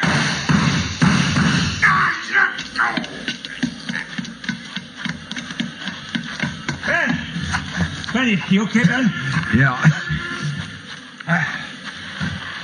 He's done, Ben. Yeah. Say, this is Ed Nixon. We pulled him in. No, man. It's Bill Nixon. Huh? He was asking for you today at registration. Said to tell you hello.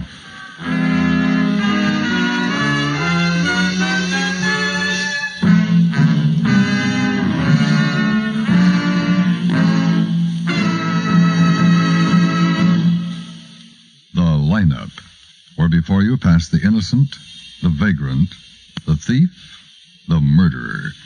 Listen again next week when we again bring you The Lineup. May I have your attention, please?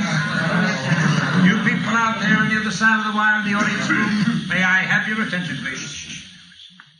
Thank you. My name is Greb, Sergeant Matt Greb. I'll explain the lineup to you. Each of the suspects you will see will be numbered.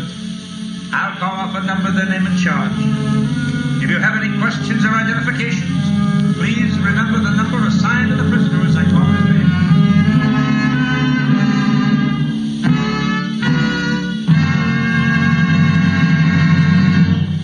The Lineup, starring Bill Johnstone as Lieutenant Ben Guthrie and Wally Mayer as Sergeant Matt Greb, was written by E. Jack Newman with music composed and conducted by Eddie Dunstetter. Featured in tonight's cast were Clayton Post, Parley Bear, Stacey Harris, Herb Butterfield, Sammy Hill, Bob Sweeney, and Howard McNear. The Lineup is produced and directed by Jaime Del Valle.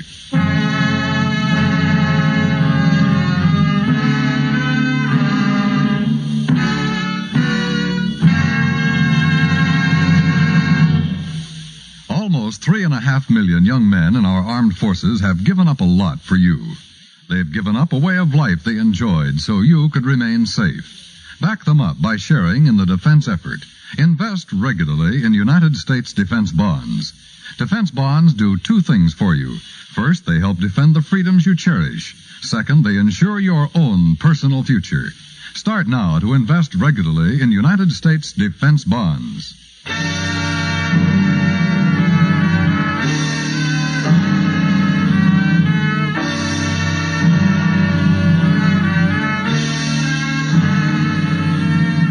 Coverly speaking, this is the CBS Radio Network.